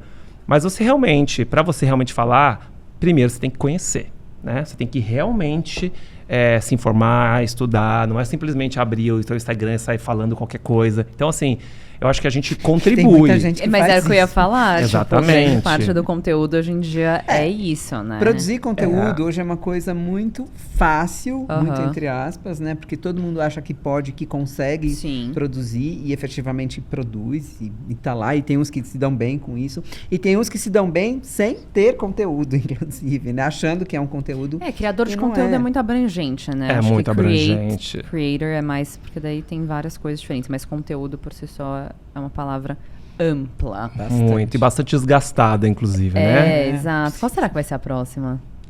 Veio influencer, veio creator, quem sabe? Veremos. Em André, breve. e me conta, também nessa parte de adaptação, como é que foi pra você, assim, observar a Casa dos Criadores? Hoje em dia vocês têm... não é mais apenas, tipo, um desfile, tem vários braços que vocês abriram. Como é que foi ampliar isso e também continuar olhando pra frente, assim, ver estilistas novos? Como é que você faz essa curadoria, conhece pessoas novas, interessantes? Então, isso é uma coisa muito interessante, porque é isso que faz também com que a Casa de Criadores continue relevante, né? A gente sempre está buscando novos formatos, novas histórias, novas maneiras de contar uma velha história, né? Digamos assim. Então, assim, nesse processo, nosso grande primeiro desafio foi a pandemia, claro, de todo mundo, né? Então, assim, a gente tem que transformar um evento que é presencial, que são desfiles, num evento virtual. Aquilo foi uma loucura. E na Casa de Criadores é assim, você chega, você vai assistir os desfiles, você senta ali na sala e você assiste 4, 5, 6 desfiles, um em seguida do outro, na mesma sala, você não muda de sala. Então, as pessoas estavam muito acostumadas com esse formato, que é muito cômodo para quem está indo assistir, né? Principalmente para a imprensa. E aí, com a pandemia, a gente reproduziu um pouco esse universo. Então, você ia assistir online, uma série de fashion filmes, porque no fundo era isso. Total. Não tinha muito como fugir disso. Embora teve uma edição que a gente produziu, a gente fez no Centro Cultural São Paulo, no meio da pandemia, e a gente produziu os vídeos lá, mas a gente produziu antes, de qualquer forma não era ao vivo, não tinha público, nada disso. Mas a gente reproduziu um pouco esse universo. Eu chamei uma pessoa, que foi o Dudes, que é o nosso diretor criativo hoje, que fez essa migração para a internet, né, de um formato complexo, né, que é um evento de moda, e a gente se deu muito bem, assim, as 3 primeiras edições foram maravilhosas, na 4 eu já não aguentava mais. Assim, Cancela, tchau. Exatamente. Mas o que aconteceu nesse meio tempo foi muito interessante, porque a gente foi percebendo que, obviamente, por fazer a curadoria do evento, eu comecei a perceber que a gente precisava dar um suporte maior para os estilistas. não só ser um espaço, uma vitrine, né? A gente precisava dar um suporte mesmo, precisava orientar na carreira. Alguns não sabiam nem... Porque eu lido muito com gente que está começando muito recentemente. Alguns nem CNPJ tinham, nem sabiam como abrir uma empresa, entendeu? Então, a gente começou a fazer uma consultoria informal, a gente foi um Sebrae para eles, digamos assim. O Sebrae, inclusive, hoje em dia nos apoia. Mas eu comecei a notar que era um pouco o nosso papel ir para a educação, ir para esse lado educacional. E aí a gente criou um instituto que chama Instituto Casa de Criadores, que é voltado para a educação. E a gente entendeu, e aí é um curso online, né, que a gente fez um primeiro curso que chama Qual Moda para Qual Mundo, que na verdade é um curso filosófico, né, porque o que a gente ia fazer no meio da pandemia? Não dá para fazer um curso técnico, você não vai ensinar corte e costura. Perfeito. Né? E as pessoas estavam precisando disso, elas estavam precisando dessa imersão filosófica mesmo neste universo. Então a gente criou esse curso, Qual Moda para Qual Mundo, que era voltado para 300 pessoas do Brasil inteiro. A gente fez um recorte socioeconômico na seleção dessas pessoas, então a gente privilegiou pessoas... Por exemplo, pessoas pretas tinham uma pontuação maior, pessoas pretas e trans tinham uma pontuação maior ainda. Então, a gente conseguiu atingir pessoas que normalmente não são impactadas por esse tipo de curso, né? Ainda mais gratuito. E trazer uma orientação muito valiosa, né? Enfim, é muito lindo isso. Sim, foram 6 meses de curso e a gente teve Silvio de Almeida como professor, J. Mombassa... assim, o time de professores era absurdo, assim, foi uma pós-graduação. Eu fiz o curso também, eu assisti todas as aulas.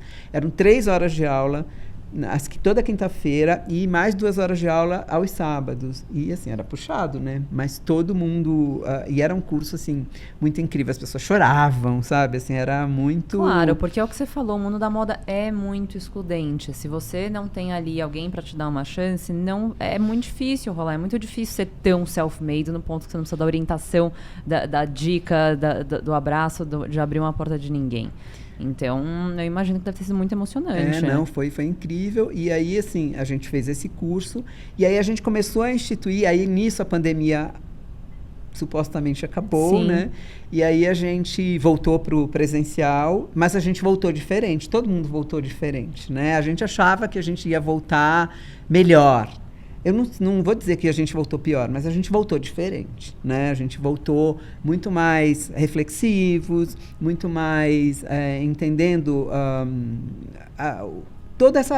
tudo que está por trás mesmo, Com né? certeza. Até porque é isso, assim, a pandemia ela mudou muita coisa na moda, seja das pautas das revistas, seja em termos de inclusão, a moda ela estava um pouquinho ultrapassada, eu sinto, antes. Está voltando um pouco isso.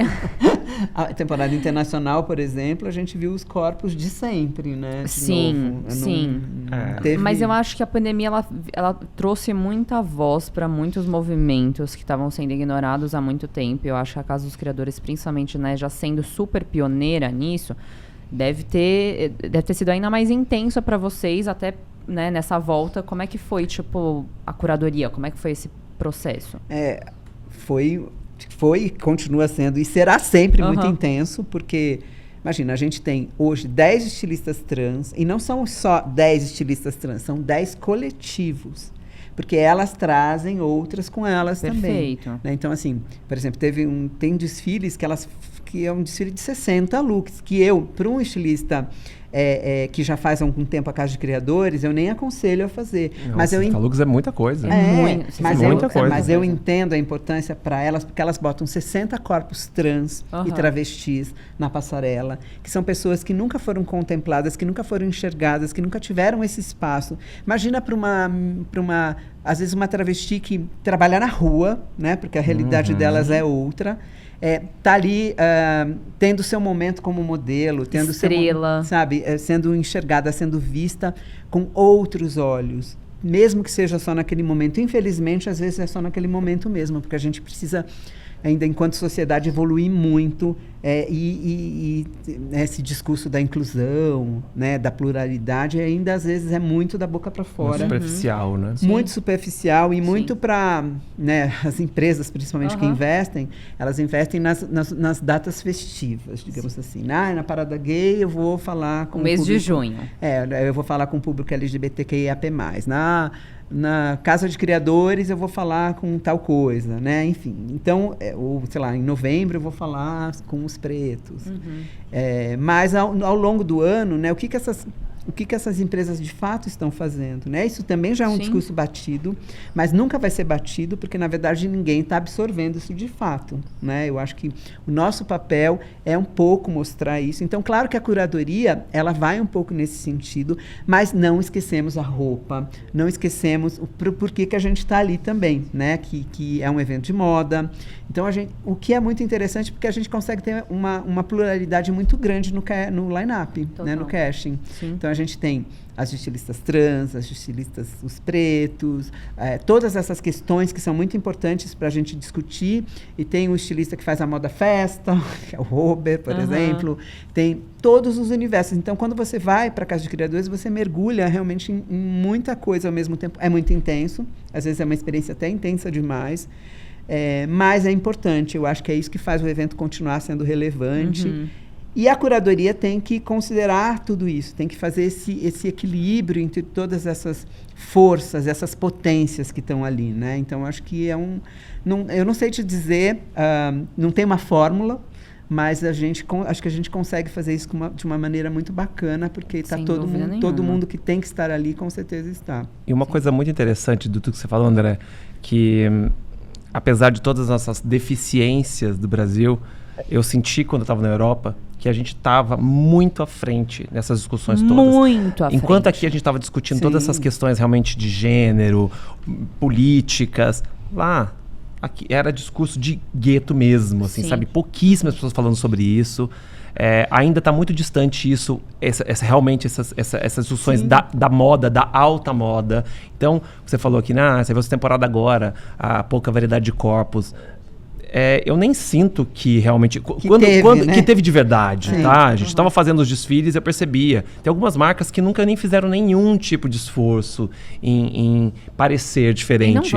E não vão fazer, porque eles acreditam que o público deles é aquele e que eles não têm que agradar necessariamente a todos, a sociedade. Mas a moda, ela corre o risco de ficar antiga. Concordo. Se ela continuar com esse pensamento. Mas a Europa está antiga. Bom, a Europa está antiga. A Europa já é antiga, a Europa está mais antiga do que nunca. E o que eu costumo falar também, que óbvio, assim, a gente não tem como ignorar o que é feito na Europa, porque são as marcas mais influentes do mundo. Eles realmente ainda têm um poder de influência em termos de criação muito grande. Eles têm o dinheiro, eles têm o dinheiro, eles têm a distribuição, eles têm o poder da comunicação, mas... não é de hoje e cada vez mais o novo não vem mais do centro do mundo. O novo vem das periferias do mundo. E é onde também eu tenho mais me interessado, sabe? A gente tem tentado refletir muito isso também no FFW, no conteúdo, sabe? Falar também realmente da criação de moda que é feita e é muito copiada, inclusive, hoje pelas grandes marcas. Mas sempre veio, né? Eu sinto... Eu não sei se sempre, Vitória. Acho que sempre não, né? Mas, assim, nos últimos, realmente, anos, se esgotou tanto, realmente, o potencial de criação, alguma coisa nova, realmente, naqueles lugares, né? Onde a referência deles são eles mesmos, né? Total. Se esgotou tanto que, realmente, eles estão agora tendo que aceitar que o novo vem de um lugar onde... realmente existe mais escassez de recurso, porque é onde você tem que ser muito mais criativo. Muito mais criativo, né? O funk vem disso, né? Então, Mas tem muito pouca gente querendo ousar, então você... É o clássico, você encontra uma fórmula, mesmo as marcas mais vanguardas, sabe, europeias, elas encontram uma forma, elas vão se repetindo. Até que chega uma hora que você não aguenta mais, aí troca o diretor criativo. Né? E aí você começa a entrar em umas questões de mercado, né? Que realmente é uma coisa que eu reflito muito sobre também, sobre essa questão de como a moda tem ficado mais repetitiva, né? A gente vê os desfiles, eu estava falando, por exemplo, da Prada, que sempre foi uma marca que a cada desfile a Miúcha se reinventava, ela destruía tudo que ela tinha feito 6 meses atrás e fazia tudo do zero. Ela tinha essa característica, né? A Miúcha. E hoje não é mais assim. Você vê o desfile da Prada, ele parece uma sequência. Perfeito. De um para o outro, ele parece uma continuidade. Sim. Porque também... o mercado mudou. Hoje o mercado dessas marcas é global, né? Eles têm que conseguir, né, André, também. São marcas gigantes que têm uma conta para pagar gigante. Eu já, assim, toda né? Romântica, achando que era sustentabilidade. Não, na verdade é o seguinte, eu lembro bem que eu tava é uma balela. Não, sustentabilidade, desculpa, usei a palavra errada, mas é no sentido de deixar a moda um pouco mais slow, porque tava tudo muito rápido. Não é. Na verdade é o seguinte, se você pensar que Então tá. Há 15 anos atrás, essas marcas só vendiam na Europa, nos Estados Unidos e no Japão. Né? Elas tinham lojas, sei lá, a Prada tinha 10 lojas no mundo há 20 anos atrás. Hoje a Prada tem 200, 300 lojas no mundo. Ela tem loja na última cidade da China, lá no norte da China. Sim. E esse consumidor, ele demora muito mais tempo para entender as mudanças da moda do que a gente que está acompanhando cada novíssima coleção, a gente está vendo. A gente que trabalha com moda, eu vejo todos os desfiles, eu vejo todas as pré-coleções, as coleções intermediárias. Sim. Só que o consumidor, né? Obrigado. O consumidor lá de uma cidade da China, X, até essa informação realmente da mudança da nova Gucci chegar nele, são 2, 3 anos ele entender que agora a Gucci tem essa estética. Então, se a marca realmente mudar com essa frequência e descartar essa imagem tão rapidamente, o consumidor não compreende. E é essa massa de consumo que hoje sustenta essas marcas, que levou a Louis Vuitton de faturamento de 5 bilhões para 20 bilhões, entendeu? E outra, essas marcas, e esse fenômeno China também, né? Sim. Dessas marcas de fast fashion, que a gente achava que ia acabar, acabar não, né? Mas que elas iam perder a força, e muito pelo contrário, né? E, na verdade, assim, isso tem que reverberar nessas fast fashion também. Então, é um período muito, né? Para eles estarem, se bem que hoje é muito rápido, né? A cópia é muito rápido. Sem dúvida. Rapidíssimo. Mas até o mercado, como o Augusto falou, até o mercado todo absorver, as pessoas todas. Não, até minha mãe saber que determinada coisa é tendência, ela leva muito tempo. É mais curto do que já foi um dia. Sim. Mas ainda assim, né? Se você pegar o primeiro desfile, sei lá, do Michele pra Gucci, quando ele mudou toda a Gucci. Se você mostrasse aquilo pra minha mãe ia ficar chocada. Total. Entendeu? Minha mãe, como uma consumidora de moda, né, da base. Sim. Então, tem esse pensamento. Então, eu acho que a gente já está vendo e a gente vai ver a moda mudar menos radicalmente. Mas isso vai ficando cada vez mais a cargo do novo designer que está surgindo, que Por não isso- tem essa exatamente. pressão, Exato. entendeu? Tá. Ele tem que aparecer, ele tem que falar, se as pessoas falarem dele, então ele vai usar cada vez mais, ele tem que usar essa ferramenta do choque. Sim, do mais do que, marketing. todo mundo tem que ser mais Alessandra McQueen para conseguir aparecer, entendeu? Porque ele ainda não tem essa distribuição, ele não tem que agradar toda essa base de consumidores gigantescos. As grandes marcas, a gente vai ver cada vez mais uma repetição de ideias muito parecidas, com passos muito mais lentos de mudança. Total. E aí, assim, a real é que as marcas de luxo, elas não estão interessadas em inovação, de Não, verdade. mas assim, Né? porque isso que você fala é muito importante, porque isso faz com que a Casa de Criadores, por exemplo, tenha relevância até hoje, por mais que ela tenha 26 anos. Por quê? Porque ela está alimentando exatamente isso. O jovem design que quer a novidade que está vindo, né? Eu sempre brinco que eu posso ficar velho, a Casa de Criadores não, entendeu? Sim, é verdade. Né? Porque é isso, é isso que faz a Casa de Criadores ter relevância ainda, e é por isso que eu tô lá também fazendo ainda, porque não é fácil, né, fazer. A gente está aqui falando... Não, eu tenho certeza. Simplificando, de certa forma. É cada vez mais complexo fazer, porque tudo vai crescendo, tudo vai tomando uma outra dimensão. As empresas também não têm essa visão que elas já tinham, né? Há um tempo atrás a gente falou de várias marcas aqui que patrocinavam e tal. Hoje isso não existe mais com essa intensidade. Então é um desafio, mas que quando eu, por alguma razão, desanimo um pouquinho, eu lembro disso. Aí eu lembro da passarela com aquelas estilistas todas mostrando aquilo que elas, né, mais gostam de fazer, que elas acreditam naquilo. É muito potente, é muito forte. E é muito individual, cara, porque eu lembro que quando eu tava... Eu não lembro se eu cheguei a fazer esse vídeo pra Glamour ou não, mas eu tava...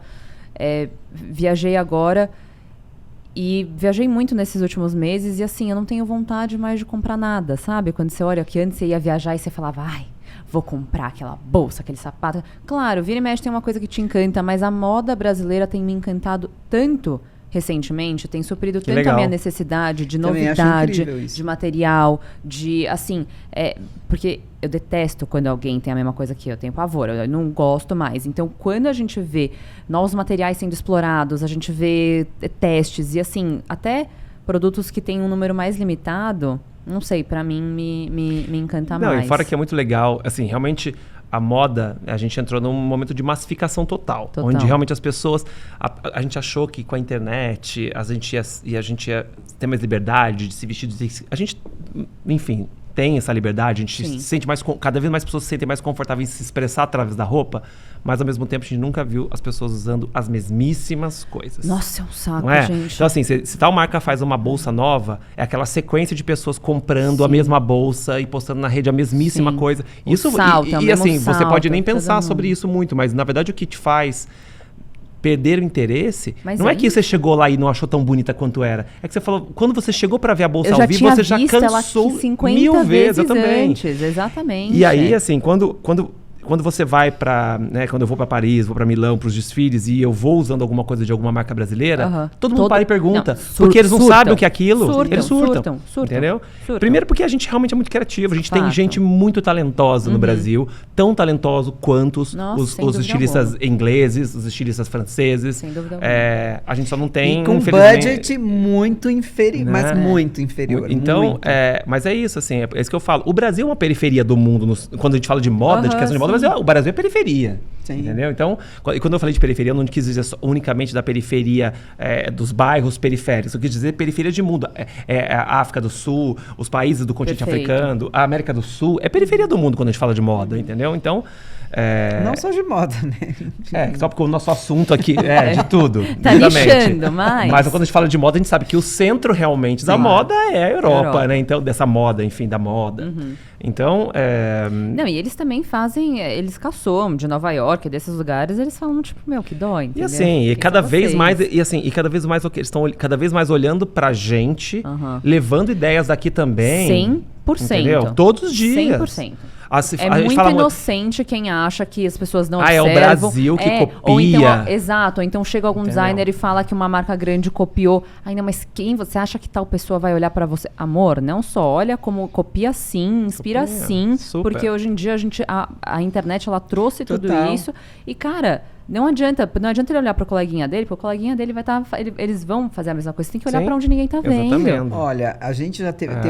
A Jalveira, que é uma estilista nossa, teve um look dela inteirinho que foi copiado por um grande estilista, que eu não vou falar o nome aqui, não vem ao caso, mas assim, foi copiado literalmente e assim, ele apresentou um ano depois dela. Então, estava na cara. Que eles ainda têm uma arrogância de achar que talvez só ele viu aquilo, entendeu? E que ninguém mais vai ver, porque não importa muito. A estilista tá lá no Brasil, uma micro estilista lá no Brasil. Ela foi falar com ele no Instagram, ele bloqueou ela. Eu lembro disso. Tá com medo. Eu quero saber depois quem. Mas então... assim, o Brasil é realmente um celeiro, eu acho que... E a gente faz o que a gente faz, assim, eu também... o FW fala muito de moda internacional, porque é inevitável. Sim. Mas a gente sempre também sempre falou muito de moda brasileira, porque também a gente acredita realmente que exista criatividade, exista potencial e que a gente precisa realmente fazer com que as pessoas vejam valor e valorizem o que é feito aqui, né? Então a gente tem um papel, sabe mesmo? Eu sinto que a gente tem um papel de que é realmente dar luz, valorizar, sabe? Ajudar essas marcas também a contarem o que elas têm para contar e tentar fazer as pessoas realmente... porque também, às vezes, para você consumir uma marca nova, um designer novo, você precisa ter informação, você precisa também saber mais sobre aquilo, porque você tem a segurança de que aquilo realmente é bom, aquilo tem aquele valor. Né? Então, é preciso que as pessoas saibam mais sobre moda mesmo. Ela não precisa ter... Os stylists tiveram agora uma nova função, né? Quer dizer, não uma nova função, mas assim, muitas dessas influenciadoras, elas se vestem hoje graças aos stylists, né? O stylist hoje, eu digo que ele, na verdade, ele é o profissional mais chave da moda atualmente. Mais do que o designer. Os stylists. Sim, total. Ele que traz pra vida da influenciadora, que traz pra mundo. Ele que traz pra vida real. Eles que, na verdade, estão dizendo realmente o que vai de verdade sair da passarela e vai pra vida real mesmo. São eles que estão fazendo isso. E o público acreditando que é ela que está se vestindo e, na verdade, né, Não é. Agora, vai um recado para as influenciadoras, valorizem a moda nacional. Acho muito importante. Sabe? Valorizem, porque tem muita coisa incrível. Porque é isso, depende do seu stylist, porque a combinação é das mesmas roupas, das mesmas bolsas, das mesmas marcas, dos mesmos sapatos. Só combinações diferentes. Então, isso não está trazendo nada de novo. Uma coisa que... E uma coisa que me incomoda muito é quando reclamam dos preços. Porque assim, gente, você tá pagando... Essa é uma grande questão. Você tá pagando milhares de reais por uma bolsinha podre. Enquanto tem gente fazendo, tipo assim, um vestido icônico, uma coisa linda, uma calça muito bem feita, um tecido diferente. No mesmo valor, é tipo... meio que, tipo, quem eles acham que eles são? Eles estão com preço de marca, sabe? Uma coisa meio assim. Eu vejo muitos esses comentários da FFW. Como que ele pode cobrar isso? Sim, o preço de uma roupa, uma peça da Prada? Mas pede pra ele abrir o preço pra você. Pede pra ele abrir a planilha dele. É muito mais caro. Que você vai ver que o lucro dele é pequeno. Exato, exatamente. Infelizmente. Isso. É por isso que eu fico maluca. Porque assim, gente, desculpa, não é a pessoa Tecido sendo é caro. gananciosa. O governo brasileiro não dá incentivo fiscal nenhum. Eu fui pra Colômbia participar de uma feira têxtil lá, as roupas baratérrimas, assim. E não é só câmbio, é muito barato. Para eles também é barato. E por que a roupa aqui é tão barata? Toda vez que eu vou para lá, eu já fui mais 6 vezes. Eu compro muita roupa. Porque o governo incentiva, porque o governo não cobra impostos. Dá uma série de subsídios. Dá uma série de subsídios para a indústria têxtil de lá. Tanto que a maior feira têxtil da América Latina fica lá na Colômbia. Isso é um paradoxo, que é a Colômbia Tex.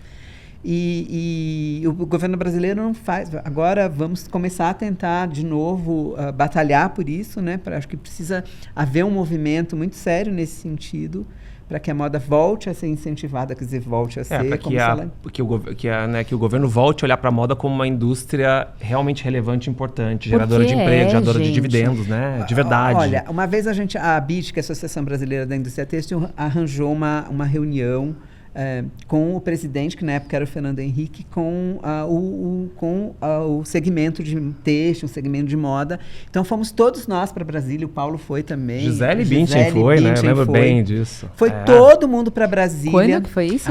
Foi no período do governo Fernando Henrique, 94, 95, né? Isso. No governo Fernando Henrique. Acho que um pouquinho depois. 97, ele fez 2 mandatos, né, na verdade. 97, eu acho, por aí. Por aí. Fomos todos para lá, foi incrível, né? Chegamos, né, no Palácio do Planalto e aí o presidente recebeu a gente, demorou um pouquinho, tinha um monte de fotógrafos. Aí o presidente, finalmente, depois a gente esperando horas, ele entrou, foi todo mundo lá, fez uma foto, aí montou-se a foto, Gisele, Paulo Borges, eu, não sei quem, todo mundo, os estilistas.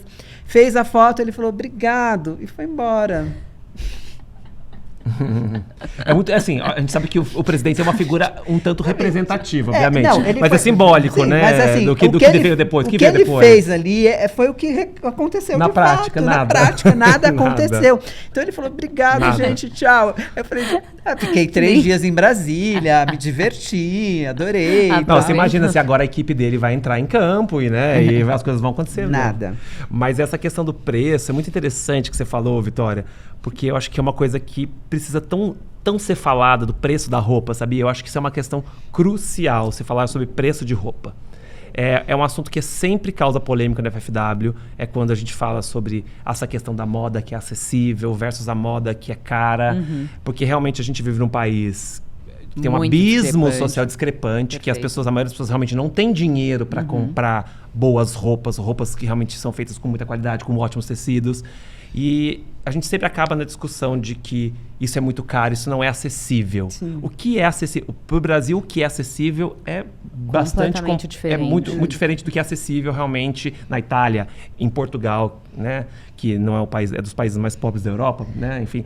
Então, é uma coisa que as pessoas... A gente precisa discutir mais sobre essa questão do por que a roupa é cara, quanto custa a roupa. E valorizar o design. O designer, inclusive. Valorizar a pessoa que fez aquilo, que criou aquilo.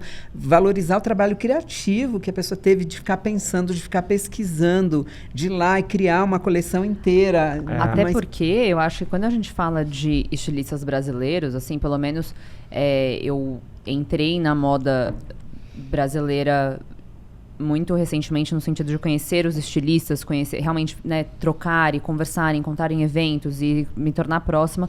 E assim, não só a vivência, mas, cara, as pessoas pagaram ali por um curso, por uma faculdade, são anos de história, são anos de descobrimento e, óbvio, moda internacional, lindo, maravilhoso, mas também são estilistas que estão lá. Imagina, o Virgil, quando ele chegou na Louis Vuitton, olha o tanto de coisas que não tinha lá na mão para você brincar, para você explorar, Sim. o tanto de acervo e tal. E, né, aqui é outra história completamente diferente. Você chegar numa marca grande é uma realidade oposta de uma marca internacional. Então, além de tudo que custa, né, o tecido, a fabricação, o distribuidora e site, mídia e Instagram, pessoas, funcionários, é o passado dessa pessoa também, né? Tipo, quanto foi investido em tempo, em conhecimento. Tem isso, mas mesmo quando a gente fala do produto, né, até para que uma peça chegue na loja, quanto ele investe, cada estilista, cada empresário, cada dono de confecção investiu na prototipagem, quanto tecido. Às vezes você faz 10, 15 peças até você chegar na peça final que vai ser produzida. Tudo isso é custo. Total. Todas essas pessoas que passaram a mãozinha ali, cada costureira, cada cortadeira, Perfeito. cada modelista, são salários. Não tem como roupa custar barato. Infelizmente, não dá para custar tão barato assim quanto as pessoas gostariam que custasse roupa barata. Né? E esse design novo, que está ali com todas essas diversidades, tem que competir com marcas gringas, chinesas, etc., que trabalham que fazem trabalho escravo, que promovem o trabalho escravo. Então, assim, isso também é muito injusto, porque é muito desigual. Né? O que eu mais vejo, assim, um look lindo, uma foto maravilhosa e tal. Ai, você acha igual na Shein por R$70. Sim, mas vai Exato. saber quem foi explorado para fazer aquilo, para chegar naqueles R$70. Pelo menos eles agora vão produzir no Brasil. Então, pelo menos vai ter a gente vai ter uma vantagem, né? Eles vão começar a pagar impostos no Brasil. Sim. Então, essa produção vai ser feita. Isso, supostamente gerar empregos aqui, Não, né? eu li que eles já fecharam com 23 Vi também essa semana. fábricas do Brasil, de vários estados do Brasil. Fábricas que já existem, mas que vão ter sua produção incrementada com isso. Então, muitos empregos vão ser gerados com isso, com certeza. E quem tem também vai ter o seu emprego garantido. Manutenção de um emprego que, num segmento que é tão complexo quanto o da moda, né, hoje você não tem garantia de emprego. Então, isso vai ser bom, pelo menos. Isso eu acho que vai ser positivo. Melhora um pouco do que estava acontecendo. Mas é isso. Eu acho que a gente tem cada vez mais que espalhar a palavra da importância realmente do design, do bom produto de qualidade, que dura mais, que tem muito mais um valor do que somente a tendência em si. Se você poder carregar uma peça que existe uma ideia, existe um pensamento por trás, existe uma intenção. Então, acho que a gente, que é o que a gente falava lá atrás, o André Levenbach falava, criar cultura de moda, que é coisa que na França eles têm. Eles sabem exatamente por que uma jaqueta de tweed da Chanel significa o que ela significa. Então, ela tem valor, não é porque o tweed é caríssimo, porque construiu-se uma consciência, um conhecimento de que aquilo ali tem uma importância histórica, uma importância... Mudou a moda, entendeu? Sabe? Então, eu estou vestindo uma jaqueta que transformou a moda. Né? Sim. Então, tem tudo isso. Para que a gente possa realmente ajudar a moda brasileira, a gente também tem que ajudar a fazer as pessoas entenderem o valor que uma peça com design tem, que não é só peça pela peça, não é só um tecido costurado montado para cobrir meu corpo. Né? E tem outras questões também. Aquela hora eu falei para você da sustentabilidade, né, Vitória? Eu falei, balela. Não, na verdade, existe um trabalho muito sério sendo feito por muita gente no Brasil também. Existe. Nesse sentido, de reaproveitamento de material, né, de ter essa preocupação com o meio ambiente. Tem gente que faz um trabalho sério nesse sentido. E isso também tem que ser valorizado. Sem dúvida, não só nesse, né, greenwash de grandes empresas, mas assim, realmente perceber... Cara, o Dudu, ele falou isso quando ele veio aqui, que eu achei muito interessante, que assim, a peça mais... como é que era? Você lembra, Gu? A peça mais sustentável é aquela que já existe. Sim, sem dúvida. Então, perfeito, Sim, assim, essas dúvida. que vão ser reaproveitadas, ou então, mesmo que você vá comprar uma nova, garanta que, assim, é isso, a qualidade que tá... E a mulher brasileira, né, a galera de moda, na minha visão, são pessoas muito vaidosas. Então, quando a gente pega alguém... Eu lembro que minha mãe falava que na época, quando a Zump fazia, né, a calça lá com o raio, cara, ela guardava todo o dinheiro dela para comprar aquela calça. Porque Uma era uma calça, que era aquela calça. que era a calça irritada, que todo mundo usava, que você era cool se você... Então, assim, é isso. Era essa cultura do... Hoje em dia, se for a tendência de óculos, se for a tendência do cropper, a tendência, sei lá o quê, realmente perde um pouco e vira roupa pela roupa. Vira roupa pela roupa. Você não se importa, não te importa a história que aquela roupa carrega. Ou até porque vai você lá vai e usar... faz uma cópia com um raiozinho e fala, toma. Então, mas eu acho que é essa chave que a gente trabalha tantos anos para virar, e eu acho que a gente ainda tem muito mais trabalho para fazer, né? E acho que a gente tem que conscientizar todo mundo que comunica a moda, sabia? Acho que cada comunicador de moda, aí envolve todos os influenciadores, de realmente, a partir do momento que você ganha visibilidade, você tem algumas responsabilidades, você carrega responsabilidades com isso. Sim, e uma das responsabilidades de um comunicador de moda deveria também ajudar a fazer as suas comunidades a entenderem o que significa realmente a moda, quais são, o que tem por trás de uma roupa e por que às vezes aquilo custa aquilo, quantas pessoas estão sendo beneficiadas e por que ela não, infelizmente, ela não pode custar tão barato assim como as pessoas desejam que ela custe, né? E que se ela está custando muito barato, alguém não está ganhando. Perfeito. Alguém está pagando. Alguém está pagando por você. isso. Alguém está pagando por isso. Perfeito. Infelizmente, eu acho que a nova geração não vai ter essa preocupação mesmo, porque as questões são outras hoje, né? Então, nesse sentido, a moda, ela também precisa se renovar por isso, né? Para também dialogar com esse público, que é um público que não vai ter essa consciência, né, que a gente tem, não quer ter. Apesar de que tem uma parte... Eu acho que não dá para generalizar, não né? Não dá, mas tem uma parte da nova geração que tem, sim, essa preocupação, que quer saber quem fez a roupa, se tem alguém sendo explorado no processo.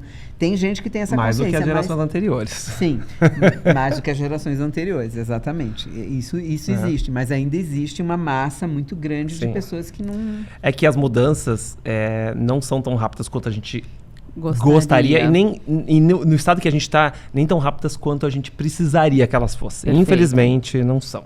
Perfeito. Ai, gente, chegamos ao quanto tempo? Então, eu imaginei, eu não queria parar. Vem parte 2 aí. Eu amo que todo mundo que vem eu quero parte 2, porque o papo tá sendo maravilhoso. Gente, a gente já tem agora a saideira, mas eu já queria agradecer vocês, porque, nossa, foi um papo muito rico, né? Caramba. Gosto quando é assim. Foi muito bom.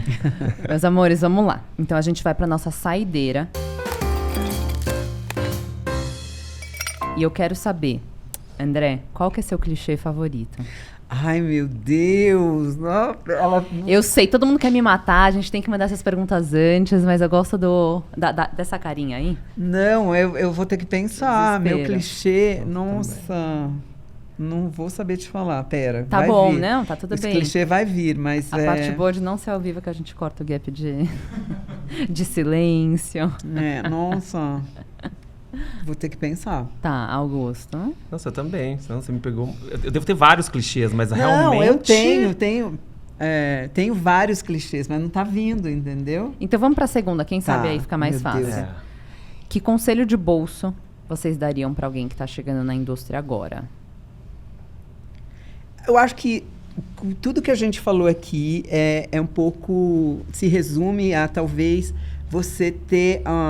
se você está chegando na indústria, né, não é só uma pessoa que gosta de moda, mas se você quer entrar para a indústria, é você ter toda essa consciência, né, que não é difícil de ter. Parece que é muita coisa, a gente falou de muita coisa aqui, a gente falou de muitos conteúdos aqui, mas hoje, exatamente com a internet, com o acesso fácil, com as informações que a gente tem, é você usar o bom senso para entender que você pode sim ser ético, você pode ser inclusivo, você pode ser plural, você pode olhar para todos e todas e todes de uma maneira generosa, de uma maneira bacana, contemplar todos os corpos. Se você é um estilista, contemple todos os corpos, contemple todas essas questões, seja cada vez mais plural. Eu acho que ser plural e transformar, e com isso transformar não só a vida das pessoas, mas o mundo, né? Perfeito. Porque eu acho que a gente tem que ter um objetivo. Talvez esse seja o chavão.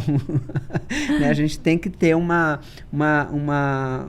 objetivo na vida mesmo, né? A gente tem que ter um propósito. Um propósito, Perfeito. exatamente. Então, eu acho que ter essa consciência e ter esse propósito, ao mesmo tempo que é também o chavão, que é um chavão que eu gosto, né?